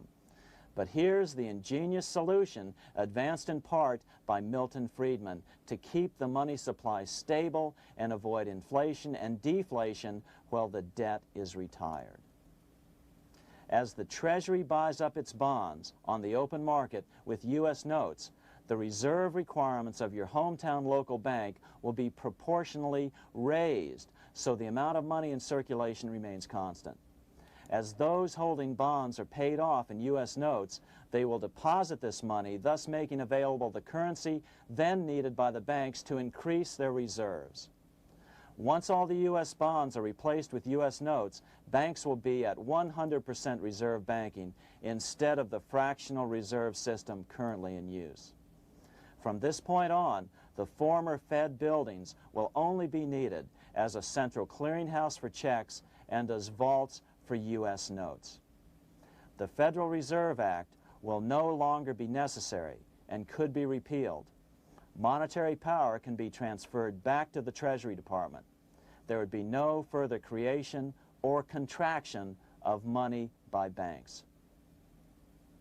By doing it this way, our national debt can be paid off in a single year or so, and the Fed and fractional reserve banking abolished without national bankruptcy, financial collapse, inflation or deflation, or any significant change in the way the average American goes about his business. To the average person, the primary difference would be that for the first time since the Federal Reserve Act was passed in 1913, taxes would begin to go down. Now there's a real national blessing for you, rather than for Hamilton's banker friends. Now let's take a look at these proposals in more detail. Here are the main provisions of a Monetary Reform Act which needs to be passed by Congress. We've drafted a proposed Monetary Reform Act which follows at the end of this tape. Of course, variations with the same results would be equally welcome. 1. Pay off the debt with debt-free U.S. notes. As Thomas Edison put it, if the U.S. can issue a dollar bond, it can issue a dollar bill. They both rest purely on the faith and credit of the United States government. This amounts to a simple substitution of one type of government obligation for another. One bears interest, the other doesn't. Federal Reserve notes could be used for this as well, but could not be printed after the Fed's abolished as we propose, so we suggest using U.S. notes instead. 2. Abolish fractional reserve banking. As the debt is paid off, the reserve requirements of all banks and financial institutions would be raised proportionally at the same time to absorb the new U.S. notes, which would be deposited and become the bank's increased reserves. Towards the end of the first year of the transition period, the remaining liabilities of financial institutions would be assumed or acquired by the U.S. government in a one-time operation. In other words, they too would eventually be paid off with debt-free U.S. notes in order to keep the total money supply stable. At the end of the first year or so, all of the national debt would be paid, and we could start enjoying the benefits of full reserve banking. The Fed would be obsolete, an anachronism. 3. Repeal the Federal Reserve Act of 1913 and the National Banking Act of 1864. These acts delegate the money power to a private banking monopoly. They must be repealed and the money power handed back to the Department of Treasury where they were initially under President Abraham Lincoln. No banker or person in any way affiliated with financial institutions should be allowed to regulate banking. After the first two reforms, these acts would serve no useful purpose anyway, since they relate to a fractional reserve banking system. 4. Withdraw the U.S. from the IMF, the BIS, and the World Bank. These institutions, like the Federal Reserve, are designed to further centralize the power of the international bankers over the world's economy, and the U.S. must withdraw from them. Their harmless functions, such as currency exchange, can be accomplished either nationally or in new organizations limited to those functions. Such a monetary reform act would guarantee that the amount of money in circulation would stay very stable, causing neither inflation nor deflation. Remember, for the last 3 decades, the Fed has doubled the American money supply every 10 years. That fact and fractional reserve banking are the real causes of inflation and the reduction in our buying power, a hidden tax. These and other taxes are the real reasons both parents now have to work just to get by. The money supply should increase slowly to keep prices stable, roughly in proportion to population growth, about 3% per year, not at the whim of a group of bankers meeting in secret. In fact, all future decisions on how much money will be in the American economy must be made based on statistics of population growth and the price level index. The new monetary regulators and the Treasury Department, perhaps called the Monetary Committee, would have absolutely no discretion in this matter except in time of declared war. This would ensure a steady, stable money growth of roughly 3% per year, resulting in stable prices and no sharp changes in the money supply. To make certain the process is completely open and honest, all deliberations would be public, not secret, as meetings of the Fed's Board of Governors are today. How do we know this will work? Because these steps remove the 2 major causes of economic instability, the Fed and fractional reserve banking, and the newest one as well, the BIS, Bank of International Settlements. But most importantly, the danger of a severe depression would be eliminated. Let's listen to Milton Friedman on the single cause of severe economic depressions. I know of no severe depression in any country or any time that was not accompanied by a sharp decline in the stock of money, and equally of no sharp decline in the stock of money that was not accompanied by a severe depression. Issuing our own currency is not a radical solution. It's been advocated by Presidents Jefferson, Madison, Jackson, Van Buren, and Lincoln. But it's been used at different times throughout Europe as well. Perhaps the best example is one of the small islands off the coast of France in the English Channel. Called Guernsey, it's been using debt-free money issues to pay for large building projects for nearly 200 years. Here we are on Guernsey, and this is the Guernsey Flower and Vegetable Market. Guernsey is one of the most successful examples of just how well a debt-free money system can work. In 1815, a committee was appointed to investigate how best to finance this new market. The impoverished island could not afford more new taxes, so the state's fathers decided to try a revolutionary idea: issue their own paper money. They were just colorful paper notes, backed by nothing, but the people of this tiny island agreed to accept them and trade with them. To be sure they circulated widely, they were declared to be good for the payment of taxes. Of course, this idea was nothing new. It was exactly what America had done before the American Revolution, and there are many other examples throughout the world. But it was new to Guernsey, and it worked miracles. This market is still in use, and remember, it was built for no debt to the people of this island state.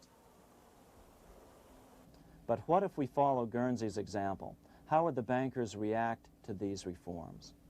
Certainly the international bankers' cartel will oppose reforms that do away with their control of the world's economies as they have in the past. But it is equally certain that Congress has the constitutional authority and responsibility to authorize the issuance of debt-free money, U.S. notes, and to reform the very banking laws it ill-advisedly enacted. Undoubtedly, the bankers will claim that issuing debt-free money will cause severe inflation or make other dire predictions. But remember, it is fractional reserve banking which is the real cause of over 90% of all inflation, not whether debt-free U.S. notes are used to pay for government deficits. In the current system, any spending excesses on the part of Congress are turned into more debt bonds, and the 10% purchased by the Fed are then multiplied many times over by the bankers, causing over 90% of all inflation. Our fractional reserve and debt-based banking system is the problem. We must ignore its inevitable resistance to reform and remain firm until the cure is complete. As the director of the Bank of England in the 1920s, Sir Josiah Stamp put it, referring to this modern fractional reserve banking system, banking is conceived in iniquity and born in sin. Bankers own the earth. Take it away from them, but leave them the power to create money and control credit, and with the flick of a pen, they will create enough money to buy it back again. Take this great power away from the bankers, and all great fortunes like mine will disappear, and they ought to disappear, for this would be a better and happier world to live in. But if you want to continue the slaves of bankers and pay the cost of your own slavery, let them continue to create money and to control credit. Americans are slowly figuring this out. Today, over 3,200 cities and counties have endorsed the proposal of a nonprofit organization called Sovereignty. The Sovereignty movement calls for Congress to authorize the Secretary of the Treasury to issue $90 billion per year of U.S. notes, not Federal Reserve notes nor debt-based bonds, to loan money interest-free to cities, counties, and school districts for needed capital improvements. Remarkably, and to their praise, the Community Bankers Association of Illinois, representing 515 member banks, has endorsed this sovereignty proposal, a good step in the right direction. As Milton Friedman has repeatedly pointed out, no severe depression can occur without a severe contraction of money. In our system, only the Fed, the Bank of International Settlements, with U.S. bankers' cooperation, or a combination of the largest Wall Street banks could cause a depression. In other words, our economy is so huge and resilient, a depression just can't happen by accident. Unless we reform our banking system, they will always have that power. They can pull the plug on our economy anytime they choose. The only solution is to abolish the Fed and the fractional reserve banking system and withdraw from the BIS. Only that will break the power of the international bankers over our economy. And keep in mind, a stock market crash itself cannot cause a severe depression. Only the severe contraction of our money supply can cause a severe depression. The stock market crash of 1929 only wiped out market speculators, mostly the small to medium ones, resulting in $3 billion in wealth changing hands. But it served as a smokescreen for a 33% contraction in credit by the Fed over the next 4 years, which resulted in over $40 billion in wealth from the American middle class being transferred to the big banks. Then, despite impotent howls of protest from a divided Congress, the independent Fed kept the money supply contracted for a full decade.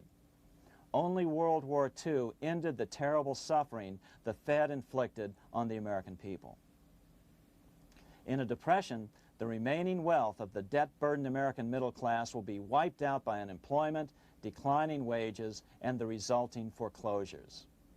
If we start to act to reform our monetary system, the money changers may do what they did in 1929 and then the 1930s, crash the stock market and use that as a smokescreen while contracting the money supply. But if we're determined to fight to regain control over our money, we can come out of it fairly quickly, perhaps in only a very few months, as U.S. notes begin to circulate and replace the money withdrawn by the bankers. The longer we wait, the greater the danger we'll permanently lose control of our nation. But some still wonder why the international bankers would want to cause a depression. Wouldn't that be killing the goose that is currently laying all those golden interest eggs? Remember what Larry Bates said at the first of this videotape. You see, in periods of economic upheaval, in economic crisis, wealth is not destroyed. It is merely transferred. Do we have any hints as to what the money changers have in store for us? Here's what David Rockefeller, the chairman of Chase Manhattan Bank, the largest Wall Street bank, had to say. We are on the verge of a global transformation. All we need is the right major crisis and the nation will accept the New World Order. So, crisis is needed to fulfill their plans quickly. The only question is when the crisis will occur. Fortunately, we probably have a little time. It's unlikely that this crisis will occur before the 1996 elections, but after that, the danger begins rising. But whether or not they decide to cause a crash or a depression through relentless increases in taxes and the loss of hundreds of thousands of jobs being sent overseas thanks to trade agreements such as GATT and NAFTA, the American middle class is an endangered species.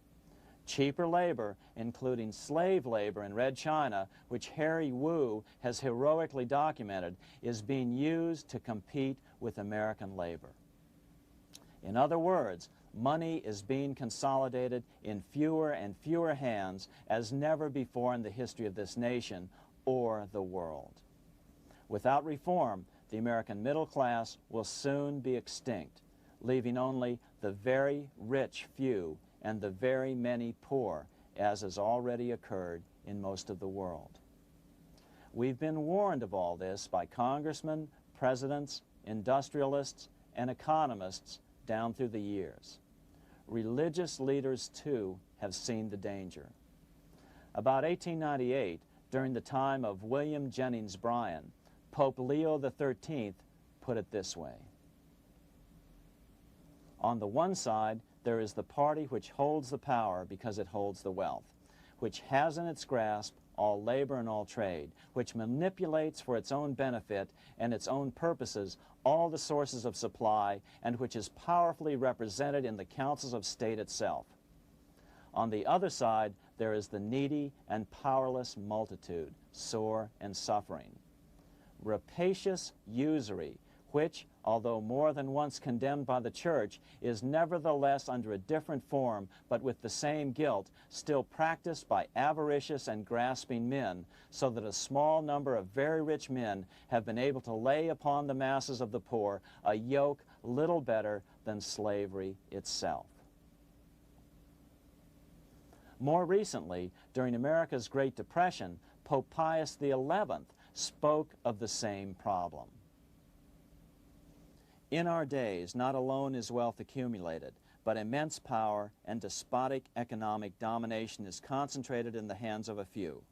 This power becomes particularly irresistible when exercised by those who, because they hold and control money, are able also to govern credit and determine its allotment. For this reason, supplying, so to speak, the lifeblood to the entire economic body and grasping, as it were, in their hands the very soul of the economy, so that no one dare breathe against their will. Educate your friends. Our country needs a solid group who really understand how our money is manipulated and what the solutions really are. Because if a depression comes, there will be those who call themselves conservatives who will come forward advancing solutions framed by the international bankers. Beware of calls to return to a gold standard. Why? Simple. Because never before has so much gold been so concentrated outside of American hands. And never before has so much gold been in the hands of international governmental bodies such as the World Bank and International Monetary Fund. A gold-backed currency usually brings despair to a nation, and to return to it would certainly be a false solution in our case. Remember, we had a gold-backed currency in 1929 and during the first 4 years of the Great Depression. Likewise, beware of any plans advanced for a regional or world currency. This is the international bankers' Trojan horse.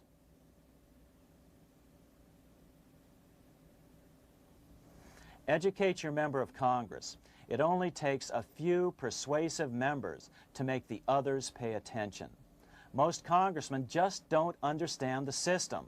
Some understand it, but are so influenced by bank PAC contributions that they ignore it, not realizing the gravity of their neglect.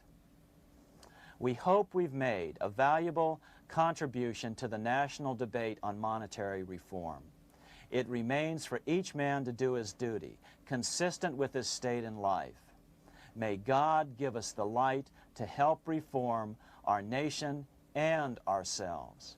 We say ourselves because ultimately vast multitudes of men are going to be driven more and more to desperation by the accumulation of the world's wealth in fewer and fewer hands. Men will tend to become like their oppressors, selfish and greedy. Rather, let's keep in mind during this period of reform a warning not to lose sight of greater things, as Pope Pius XI put it. For what will it profit men that a more prudent distribution and use of riches make it possible for them to gain even the whole world, if thereby they suffer the loss of their own souls? What will it profit to teach them sound principles in economics, if they permit themselves to be so swept away by selfishness, by unbridled and sordid greed, that hearing the commandments of the Lord, they do all things contrary?